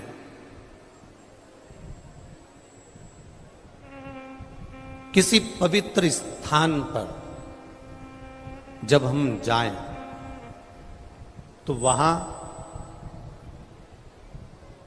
किसी भी तरह की गंदगी ना करें। स्नान कर रहे हो, वस्त्र घाट पर ना छोड़ें। दर्शन कर रहे हो, किसी को धक्का ना दें, किसी को कष्ट ना दें। अगर हम भगवान का दर्शन करने के लिए गए हैं, महाकाल बाबा का दर्शन करने के लिए गए हैं, बैद्यनाथ जी का दर्शन करने के लिए गए हैं, मल्लिकार्जुन भगवान का दर्शन करने के लिए गए हैं, हम श्याम जी का, खाटू श्याम जी का दर्शन करने गए, सालासर जी दर्शन करने गए, जीण माता का दर्शन करने के लिए गए, ब्रह्मा जी का दर्शन करने के लिए यदि हम गए और हम वहां पहुंचकर यदि किसी को धक्का दे रहे हैं, किसी को कष्ट दे रहे हैं और फिर हम दर्शन कर रहे हैं, तो फिर उसकी कोई मूलता नहीं है। फिर ऐसा दर्शन करने से तो आप टीवी के सामने बैठ जाओ, और गला पकड़ रहा है, टीवी के सामने बैठ जाओ और दर्शन कर लो, वो श्रेष्ठ।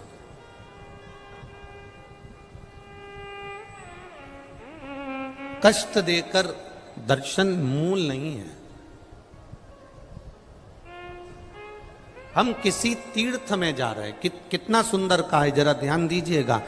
गंगा में, सरयू में, सरस्वती में, नर्मदा में, मंदाकिनी में, यमुना में, गोदावरी में, कृष्णा में, ताप्ती में, सरोवर में, कुंड में, बावड़ी में, जब हम किसी पवित्र नदी में, सरोवर में, कुंड में, कुएं में, बावड़ी में स्नान करने के लिए जाते हैं, उस समय पर तुम अकेले नहीं होते, तुम्हारे पूर्वज, तुम्हारे पितर तुम्हारे साथ उस कुंड के घाट पर विराजमान रहते हैं।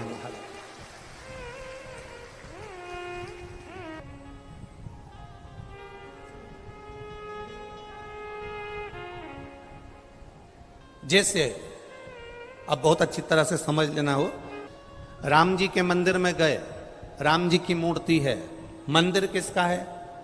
जम के बोलो, राम जी। ठीक है, समझ गए? अरे बोलो तो जम के। कृष्ण जी के मंदिर में गए तो मंदिर किसका है? कृष्ण भगवान का। माँ राधा जी होंगी, कृष्ण होंगे।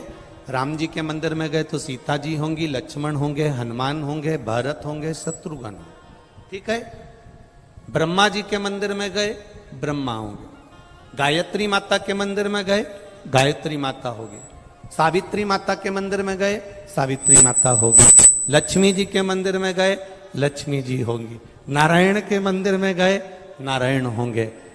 तुम जिस मंदिर में जा रहे हो, उस मंदिर में जो देवता है, बस मंदिर में वो एक अकेला देवता है। जैसे राम मंदिर में राम जी है, कृष्ण मंदिर में कृष्ण है, दत्त मंदिर में दत्त है, शनि मंदिर में शनि जी हैं, बृहस्पति मंदिर में बृहस्पति हैं, पर ये सारे मंदिर में जाना, वहां पर एक देवता होंगे और एक देवता का स्मरण होगा। पर शंकर भगवान के शिवालय में, हम शिव मंदिर में, शिवालय में जब जाते हैं तो वहां एक देवता नहीं रहते, इसलिए उसका नाम मंदिर नहीं होता, उसका नाम होता शिवालय। शिवालय का मतलब है जिसमें सब लय है, अर्थात 33 कोटि देवी देवता उस शिवलिंग के अंतर्गत विराजमान है। एक शिवलिंग के पास में 33 कोटि देवी देवता रहते हैं। वो केवल अकेला शंकर का मंदिर नहीं होता, वो केवल अकेला पार्वती का मंदिर नहीं होता, वो अकेला केवल गणेश का मंदिर नहीं होता, वो अकेला केवल शिव का मंदिर नहीं होता। राम मंदिर जाएंगे तो राम जी हैं, कृष्ण मंदिर जाएंगे तो कृष्ण। शंकर भगवान का जो शिवालय है, शंकर भगवान का जो शिवालय है, शिव मंदिर है, शंकर भगवान का जो शिवालय है, वहां मंदिर नहीं, वो शिवालय कहलाया है। शिवालय का मतलब है कि वहां मेरा देव अधिदेव महादेव अकेला नहीं बैठा है, वहां मेरा देव अधिदेव महादेव सबके साथ विराजमान है। 33 कोटि देवी देवता वहां विराज, 33 कोटि। अब आप में से कितने लोग हैं जो शंकर जी के मंदिर में जल चढ़ाने जाते हैं? हाथ उठाओ जरा। सभी जाते हो? रखो। अब कोई तुमसे पूछे कि शिव जी के मंदिर में तुम जल चढ़ाने जाती हो, तो आपको कहना चाहिए कि मैं अकेली शंकर भगवान के मंदिर में केवल अकेले शंकर जी को जल चढ़ाने के लिए नहीं जाती हूं। मैं जब जल चढ़ाने के लिए मंदिर पहुंचती हूं, आवाज नहीं आ रही का?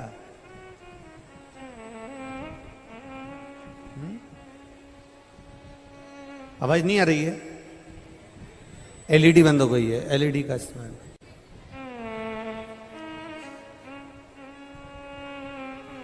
जब शिव मंदिर में हम जाते हैं, जब भगवान देवाधिदेव महादेव के मंदिर में हम जाते हैं, तब कोई तुमसे पूछे कि अकेली शंकर जी के मंदिर में क्या मैं केवल शंकर भगवान को जल चढ़ाने के लिए जा रही हूं, तब आपको कहना चाहिए मैं केवल शंकर जी को जल चढ़ाने के लिए नहीं जा रही हूं।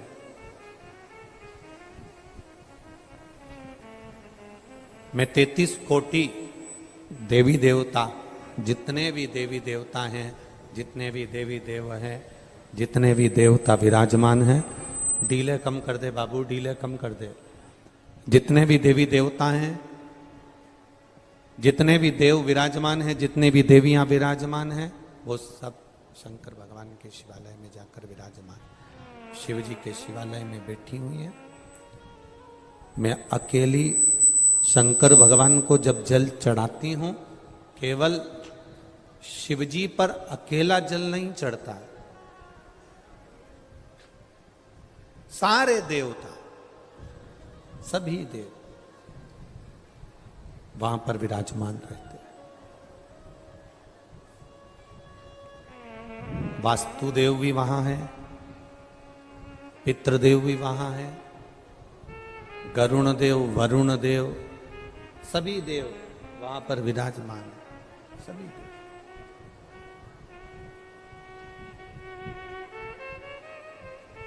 इतना स्मरण जरूर रखें, पवित्र जगह पर, तीर्थों में, मंदिरों में तुम्हारे हृदय की भी पवित्रता होना चाहिए, तुम्हारे चित्त की भी पवित्रता होना चाहिए।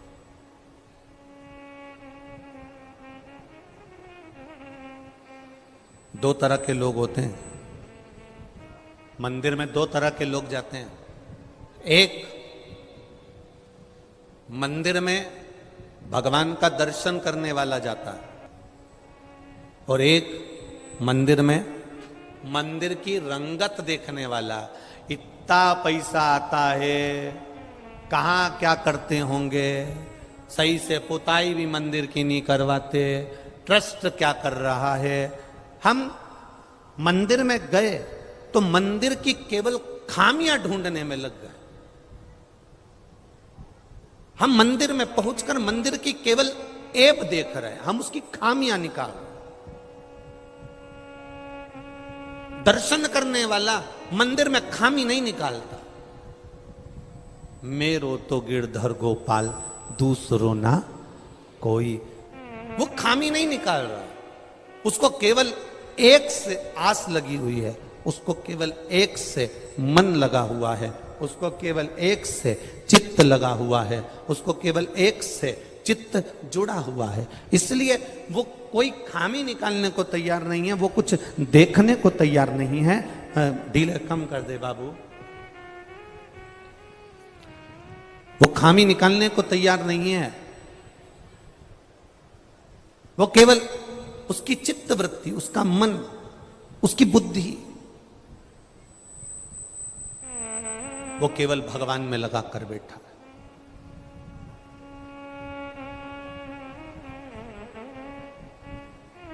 बगुला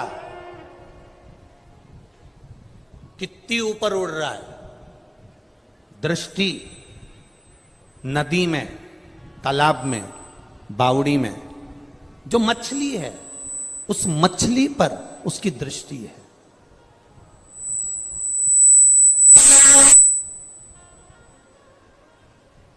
उड़ कितना ऊपर रहा है वो, पर उसकी जो दृष्टि है, उसकी जो नजर है, उसकी जो दृष्टि है, उसकी जो नजर है, उसका जो ध्यान है, उसकी जो दृष्टि है, वो उस तालाब में, उस नदी में, उस सरोवर में, उस नदी के अंदर, उस सरोवर के अंदर, उस तालाब के अंदर मछली पर है।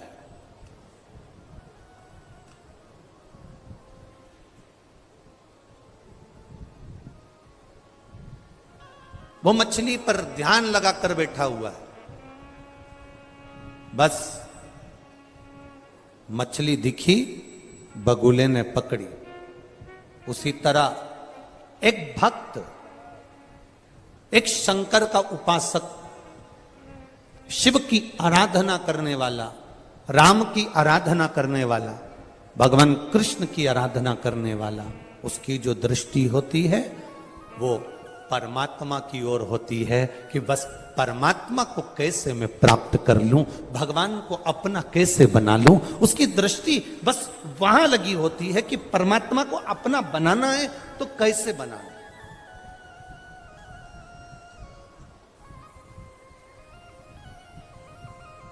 भगवान को अगर मुझे अपना बनाना है, परमात्मा को अपना बनाना है, तो मैं कैसे बनाऊं? मैं भगवान को अपना बनाऊं तो बनाऊं कैसे?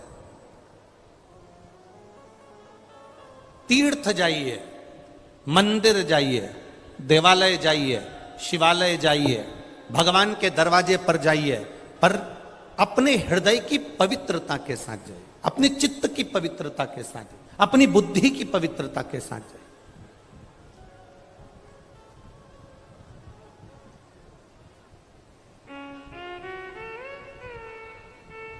ना जाने किसने तुमको नियम बना दिया,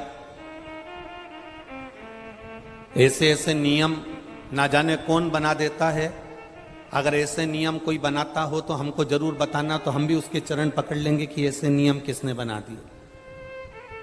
किसने तुमको ऐसा नियम बता दिया कि गंगा जी नहाने जाओ, छिपरा जी नहाने जाओ, यमुना जी नहाने जाओ, नर्मदा जी नहाने जाओ, पवित्र नदी में स्नान करने जाओ तो अपने तन का कपड़ा वहीं छोड़ आओ? ये कोई ने बताया तुमको? ये कौन ने नियम बना दिया? लोग नहाने जाते हैं, अपना कपड़ा मत छोड़ आते। कपड़ा छोड़ दिया मतलब अपनी बीमारी छोड़ दी, अपना दुख छोड़ दिया, अपनी तकलीफ छोड़ दी। ये कौन ने नियम बना दिया? किसी शास्त्र में, किसी वेद में, किसी पुराण में यह नहीं लिखा कि किसी पवित्र नदी पर स्नान करने जाना तो अपने तन के कपड़े को वहीं घाट पर छोड़कर आ जाना, अपने तन के कपड़े को अपने उस घाट पर छोड़कर आ जाना, ये किसी वेद और शास्त्र और पुराण में नहीं लिखा। किसी सरोवर में स्नान करने जाओ तो घाट पर अपने कपड़े छोड़कर आ जाओ। वो कपड़े पड़े रहते हैं। अमावस्या स्नान करने गए, दिवाली के दिन स्नान करने गए, कार्तिक का स्नान करने गए, पूर्णिमा का स्नान करने गए, तुम्हारे तन का कपड़ा तुम वहां पटक कर आ गए। वो कपड़ा दूसरे लोग नहा रहे थे, पांव में आ रहा है, लोगों को तुम्हारा कपड़ा छुआ जा रहा है, उससे तुमको दोष लगेगा। इसलिए जिस सरोवर में, तालाब में, गंगा में, यमुना में, सरयू में, सरस्वती में, नर्मदा में, जिस पवित्र नदी में, जिस पवित्र सरोवर में, जिस पवित्र कुंड में तुम स्नान करो, उस कुंड की मर्यादा का ध्यान रखो कि हम उसको गंदा ना करें, क्योंकि इसमें 33 कोटि देवी देवता आकर स्नान करते हैं और हम भी स्नान कर रहे हैं, तो इसको शुद्ध रखा जाए, इसकी शुद्धता का ध्यान दिया।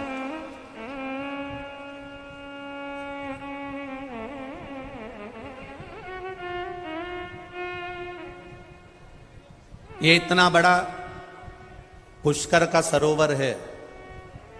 वैसे तो अभी हम दर्शन करने गए थे, तब हमने दर्शन किया था, पूरा साफ है, क्लीन है, और बाबा की कृपा से उसमें पानी भी खूब भरा हुआ है।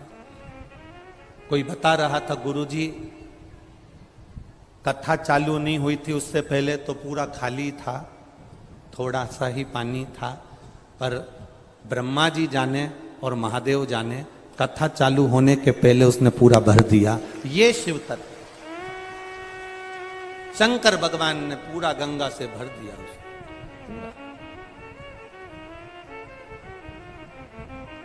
अब हम जब स्नान करने जाएं, पवित्र होना चाहिए हमारा सरोवर, हमारा तालाब, हमारी नदी, हमारे कुंड स्वच्छ रहे।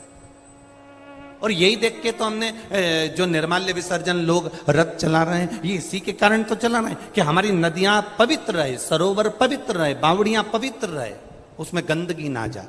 जल है तो हमारा कल है, जल नहीं होगा तो हमारा कल नहीं होगा, फिर हम कैसे अपने जीवन को जी पाए? विचार करें। स्वच्छता का भाव रखिए, निर्मलता का ध्यान रखिए, और भगवान से जब तुम लाड लड़ाने के लिए जाओ, बहुत बहुत सुंदर बात है, बहुत स्मरणीय आनंदमय बात है।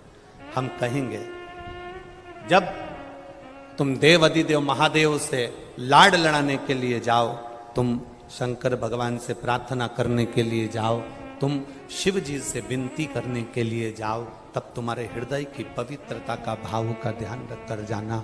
भगवान शंकर से, अपने हृदय से, अपने दिल से, उससे दिल की बात कहने के लिए जाना। दिखावे से शिव कभी प्रसन्न नहीं हुए, दिखावे से भगवान शंकर कभी प्रसन्न नहीं होते। दिल से जाइए।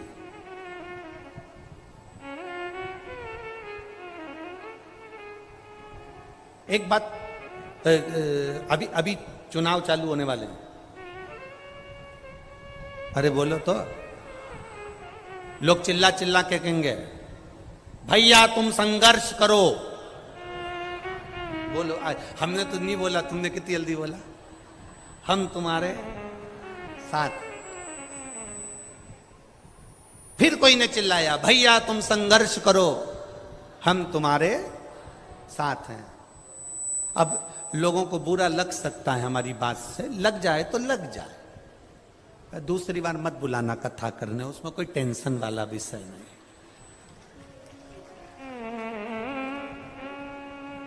भैया तुम संघर्ष करो, बोलो तो हम तुम्हारे साथ हैं। ईमानदारी से बोलना, अगर जितने वो भैया के साथ हैं और वो बोल रहे हैं भैया तुम संघर्ष करो हम तुम्हारे साथ हैं, अगर उतने भी इनके साथ होते ना तो संघर्ष की जरूरत ही नहीं पड़ती।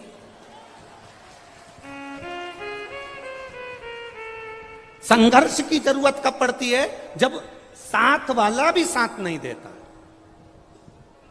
तब संघर्ष की जरूरत पड़ती है। अब जो कह रहे हैं भैया तुम संघर्ष करो हम तुम्हारे साथ हैं, अब ईमानदारी से बोला जाए तो ये जो चिल्ला रहे हैं हम तुम्हारे साथ हैं, अगर इतने भी साथ होते और दिल से साथ होते तो ऐसा कोई युद्ध नहीं जो जीत कर ना आ जाते। बस संघर्ष तब होता है जब अपने साथ छोड़ देते हैं। संघर्ष जब होता है जब अपना साथ छोड़ देता है। संघर्ष के समय पर लोग कहते हैं भैया तुम संघर्ष करो, हम तुम्हारे साथ हैं। अगर मालूम पड़े अबे भैया के ऊपर थोड़ा सा तकलीफ आ जाए तो जितने साथ हैं सब अपने कमरे से बाहर नहीं निकलेंगे, फिर भैया अकेले लटक रहे।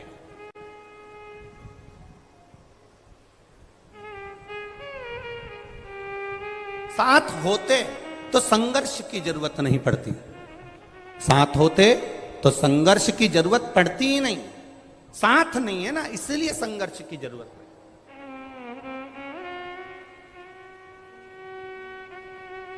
अब एक बात बहुत ध्यान देना, सत्ता, वैभव, लक्ष्मी, धन, प्रतिष्ठा, नाम, इज्जत, शोहरत पाने के लिए संघर्ष करना पड़ता है, पर भगवान का चरण पाने के लिए कोई संघर्ष की जरूरत नहीं। उसके चरणों में पहुंच जाओ, वो प्राप्त हो जाओ। नाम कमाने के लिए संघर्ष करना पड़ेगा, वैभव कमाने के लिए संघर्ष करना पड़ेगा, सत्ता कमाने के लिए संघर्ष करना पड़ेगा, सब कुछ करने के लिए संघर्ष करना पड़ेगा। पर एक बार जो भगवान का हो गया, एक बार जो परमात्मा का हो गया, एक बार जो महादेव का हो गया, जो भगवान के मंदिर में परमात्मा के चरणारविंद में जिसने जाना चालू कर दिया, उसको संघर्ष की जरूरत नहीं पड़ती है। जब मेरा महादेव हाथ पकड़ता है तो कीचड़ में से भी निकाल कर ऊपर कर देता है। वो देव अधिदेव महा पकड़ कर बाहर कर देता। एक पत्र आया, देखिए।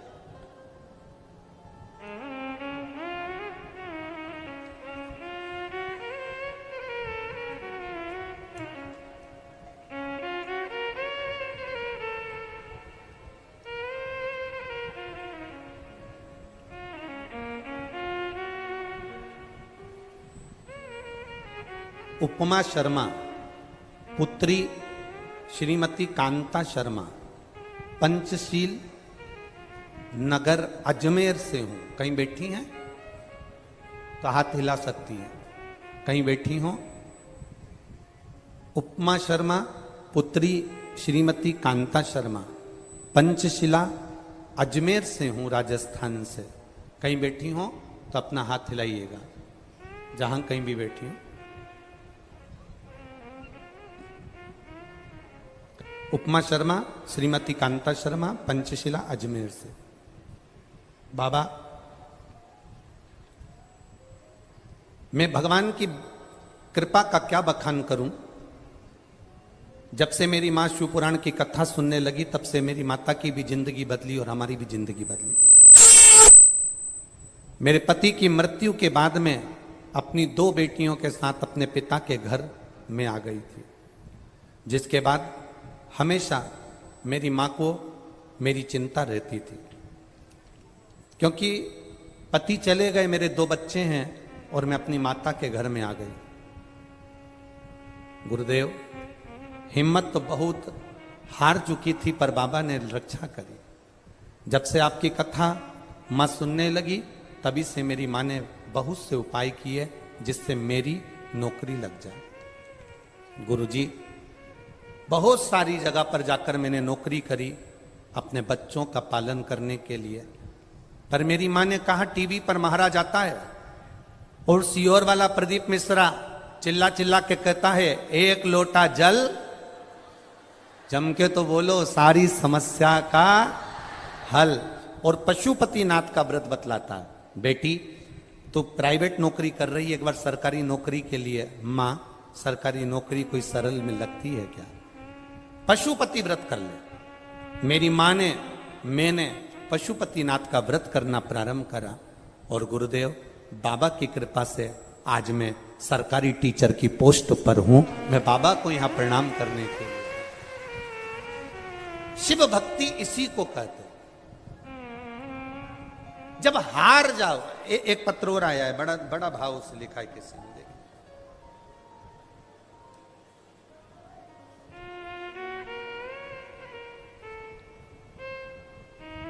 रतन देवी दादीज ओझा, सुपुत्र कमलेश जी ओझा, भीलवाड़ा कनेचंद, भीलवाड़ा कनेचंद।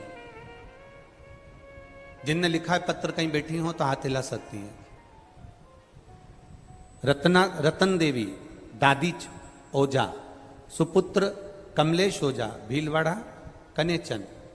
कहीं बैठी हो तो हाथ हिला सकती है, जहां कहीं भी बैठी हो। मेरी बहू को 18 साल से बच्चा नहीं था। गुरुजी सब जगह का इलाज करवाया पर बच्चे का योग नहीं बना। 18 साल बाद कथा को टीवी के माध्यम से सुना और पशुपतिनाथ का व्रत किया।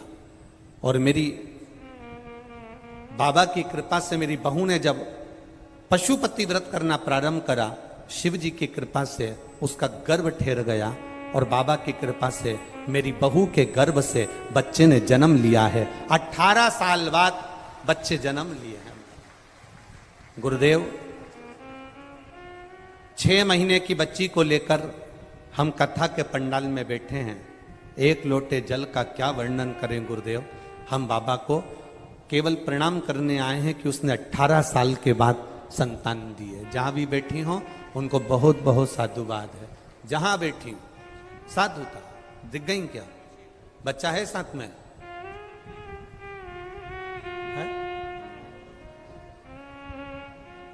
जरा हाथ हिलाइएगा एक बार वापिस, जहां बैठी हुई है। हाँ ठीक है, दिख गया, दिख गया, ठीक है, दिख गया।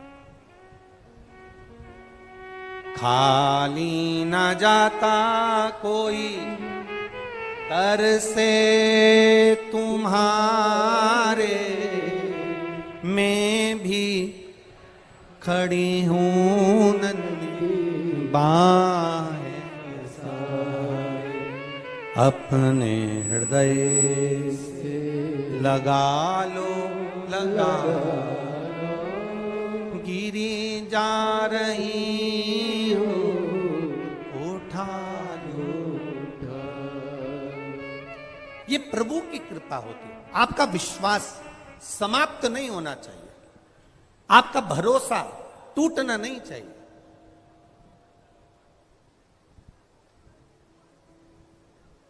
अगर भरोसा दृढ़ है तो वो देगा।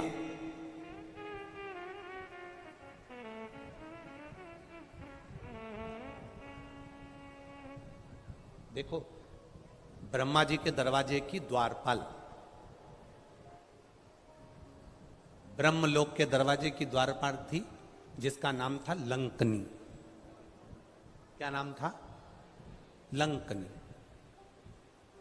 ब्रह्मा जी के दरवाजे की द्वारपाल थी। जो लंकनी रावण की लंका की भी द्वारपाल बनी, वो लंकनी पहले ब्रह्मा जी के दरवाजे की द्वारपाल थी।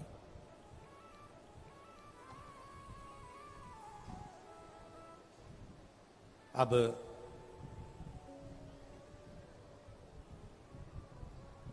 ये दरवाजे की द्वारपाल थी और बड़ी सुंदर थी। ब्रह्मा जी के द्वार की द्वारपाल माता सावित्री, माता सरस्वती, माता गायत्री, माता लक्ष्मी, माता पार्वती, मां इंद्राणी, मां अरुंधति, इन सबकी वो बड़ी प्रिय थी। प्रियता से मतलब ये होता है कि जब जब पार्वती जी माता सरस्वती से मिलने जाती थी या सावित्री से मिलने जाती थी या गायत्री से मिलने जाती थी तो सबसे पहले दरवाजे पर ये लंकनी मिलती थी और ये बहुत आदर करती थी, बहुत सम्मान देती थी।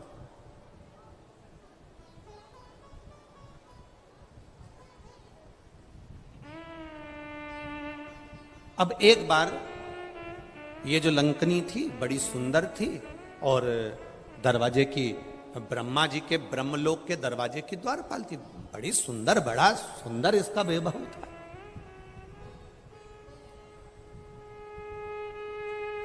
अब हुआ क्या, एक दिन दरवाजे पर लंकनी खड़ी थी और ब्रह्मा जी ने लंकनी को आवाज लगाया कि दरवाजे के द्वार बंद कर दीजिए।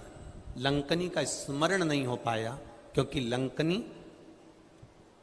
भगवान नारायण के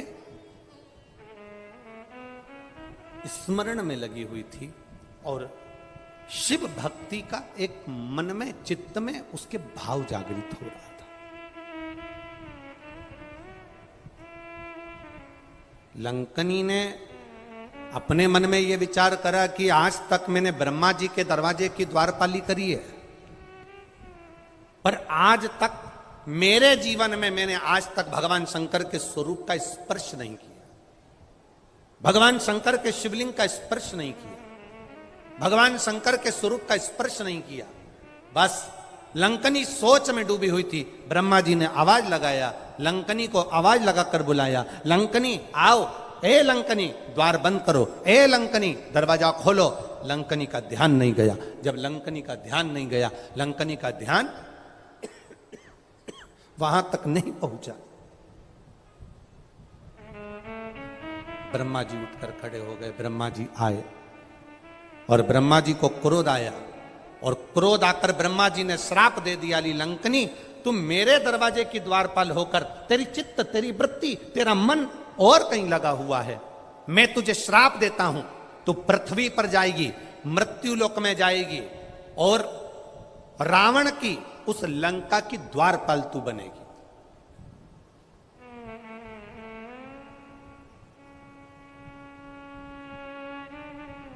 हम पहले भी एक बात कहे, आज फिर कह रहे हैं, कथा में आए हो ना तो मन कथा में लगा लो, मंदिर गए हो ना मन मंदिर लगा लो, पति से बात करो ना मन पति की बात में लगा लो, पत्नी से बात करो ना मन पत्नी की बात में लगा लो, बेटे से बात करो ना मन बेटे में लगा लो, बेटा माँ से बात करे ना मन माँ में लगा लो, आप अपनी बहन से बात करो तो मन लगा कर करो। दिल से पति से बात करोगे तो पति प्रसन्न होगा, दिल से पत्नी से आप फोन लेकर आप पत्नी से बात कर रहे हो और पत्नी का मन कोई काम में लगा है, रसोई घर में लगा है, सिलाई में लगा है, बुनाई में लगा है। कई माताएं कथा सुनने के लिए आती हैं, साथ में झोला लाती हैं, इतनी सारी रुई लेकर आती हैं, कपास लेकर आती हैं, बैठ जाती हैं धीरे धीरे।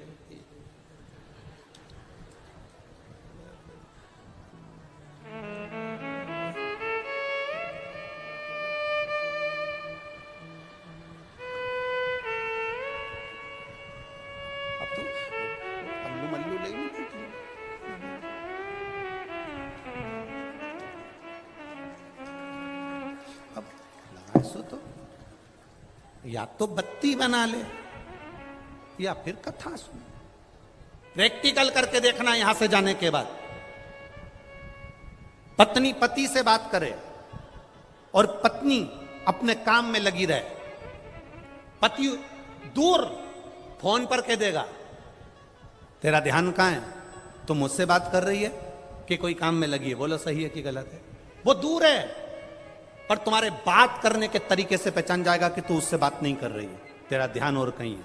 पत्नी पति को फोन लगाए और पति का ध्यान कहीं है तो पत्नी कह देती है कहां हो तुम, बात मुझसे कर रहे हो, कहां ध्यान लगा कर बैठे हो, आज बात सही से नहीं कर रहा, मन नहीं लगा। पत्नी पति से बात करे तो दिल से करे, पति पत्नी से बात करे तो दिल से करे, बहन बहन से बात करे तो दिल से करे, भाई भाई से बात करे तो दिल से करे, और एक भक्त भगवान से बात करे तो दिल से करे तो भगवान भी प्रसन्न हो जाता है।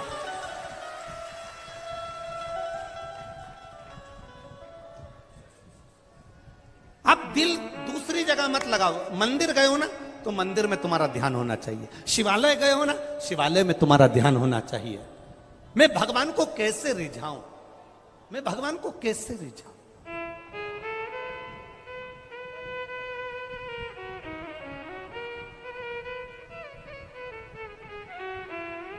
क्या करूं?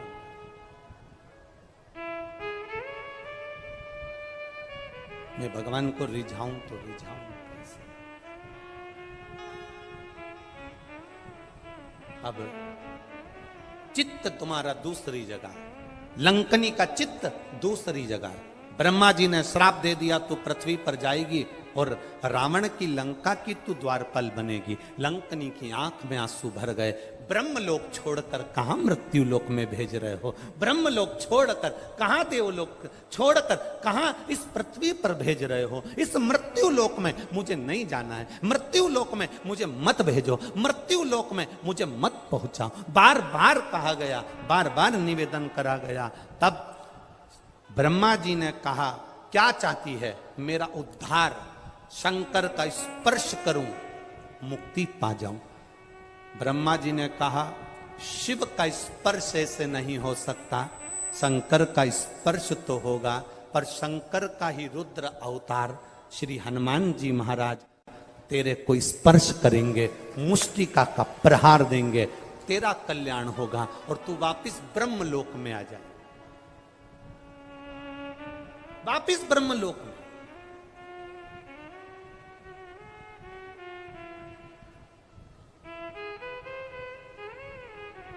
एक मात्र स्पर्श,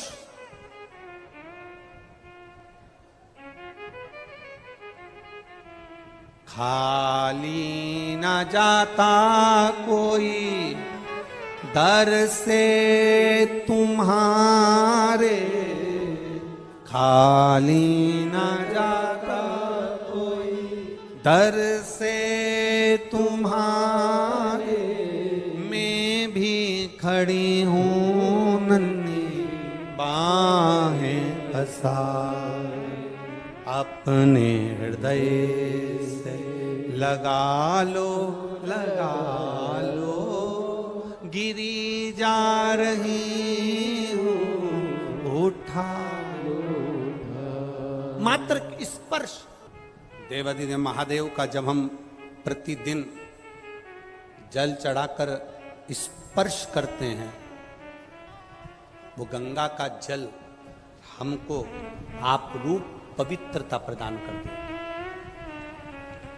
आप रूप पवित्रता। अभी आपको कथा के प्रारंभ में कहा कि हम जब भगवान के मंदिर में जाएं तो पवित्रता का भाव रखें।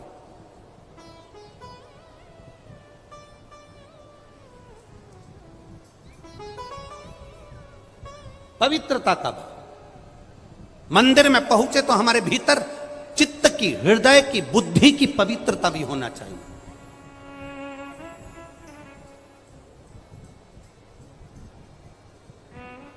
हम अपने चित्त की पवित्रता नहीं प्राप्त कर पाते।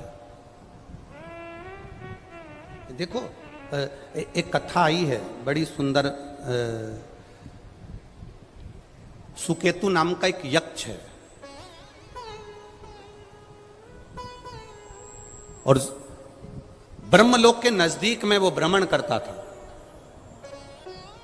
ब्रह्मा जी के नजदीक में वो रहता था, ब्रह्मलोक के नजदीक में वो भ्रमण करता था। उसका नाम था सुकेतु। सुकेतु कौन? तो कोई तुमसे पूछे तो तुम कह सकते हो ताड़का नाम की राक्षसी का पिता।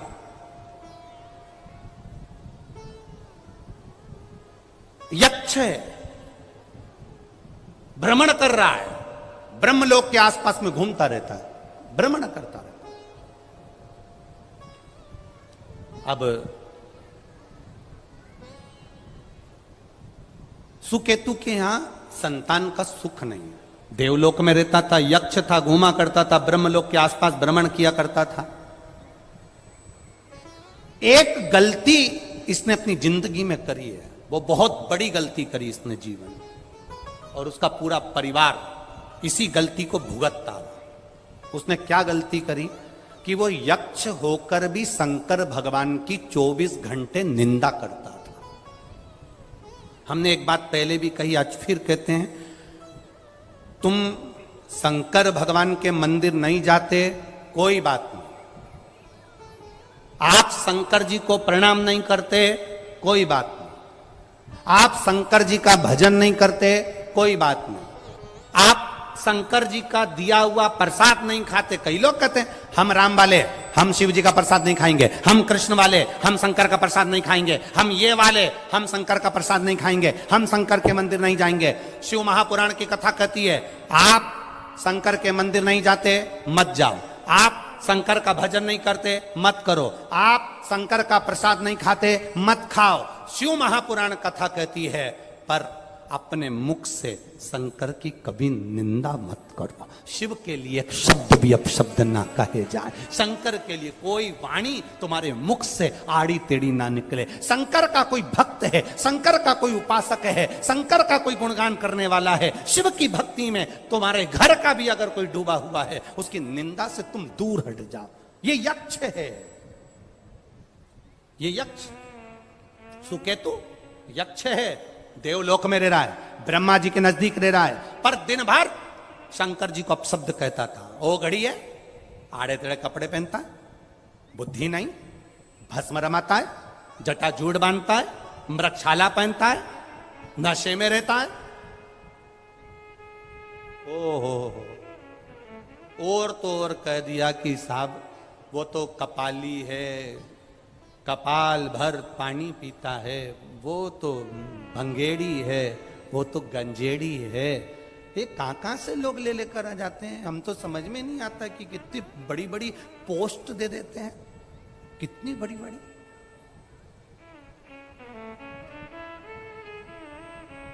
मेरा आप सबसे निवेदन है, तुम्हारे घर के लोग भी अगर कहीं शंकर की अगर निंदा करें ना तो उधर से उठ के चले जाना, या तो सटीक जवाब देना, या तो बिल्कुल पक्का जवाब दो, नहीं तो उठकर निकल जाओ वहां से। हम नहीं दे रहे ना जवाब, चलो यहां से। शिव निंदा नहीं सुनेंगे। नारद जी ने शंकर जी की निंदा करी थी, भगवान विष्णु के पास जाकर कह दिया था, भगवान नारायण के पास जाकर कहा मैंने कामदेव को जीता है। शंकर भगवान तो कामदेव को भी नहीं जीत पाए। इतनी सी निंदा केवल देव ऋषि नारद ने करी थी, और देव ऋषि नारद को बंदर का मुंह लगा था। देव ऋषि नारद तो निंदा कर कर चले गए, पर भगवान विष्णु की आंख में से आंसू बहने लगे। मेरा नारायण रो रहा है, मेरे भगवान विष्णु रो रहे। लक्ष्मी जी ने पूछा तुम रो क्यों रहे हो, क्या गया तुम्हें, किस लिए रो रहे हो तुम रो क्यों रहे हो। भगवान विष्णु ने कहा देव ऋषि नारद तो निंदा कर कर चले गए, पर निंदा मैंने सुनी है। निंदा करने वाले से ज्यादा पाप, बोलो बोलो जम के, निंदा सुनने वाले को लगता है। मैंने शंकर जी की निंदा सुन ली है, मेरी दशा बिगड़ जाएगी। क्या दशा बिगड़ जाएगी।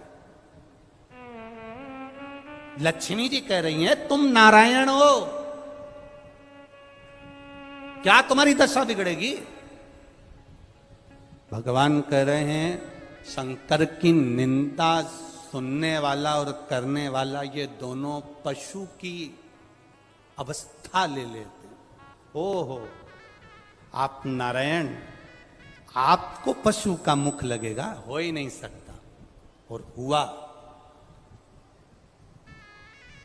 लक्ष्मी जी ने ही भगवान विष्णु को श्राप दिया कि तुम घोड़े जैसे हंसे हो तो तुम्हें घोड़े का मुंह लगेगा, क्योंकि इसी कान से तुमने निंदा सुनी थी, तो घोड़े जैसे कान तुम्हारे लगना चाहिए। श्राप लगा भगवान विष्णु को। हयग्रीव अवतार हुआ भगवान विष्णु का, घोड़े का मुंह लगकर। केवल एक शंकर भगवान की निंदा सुन ली तो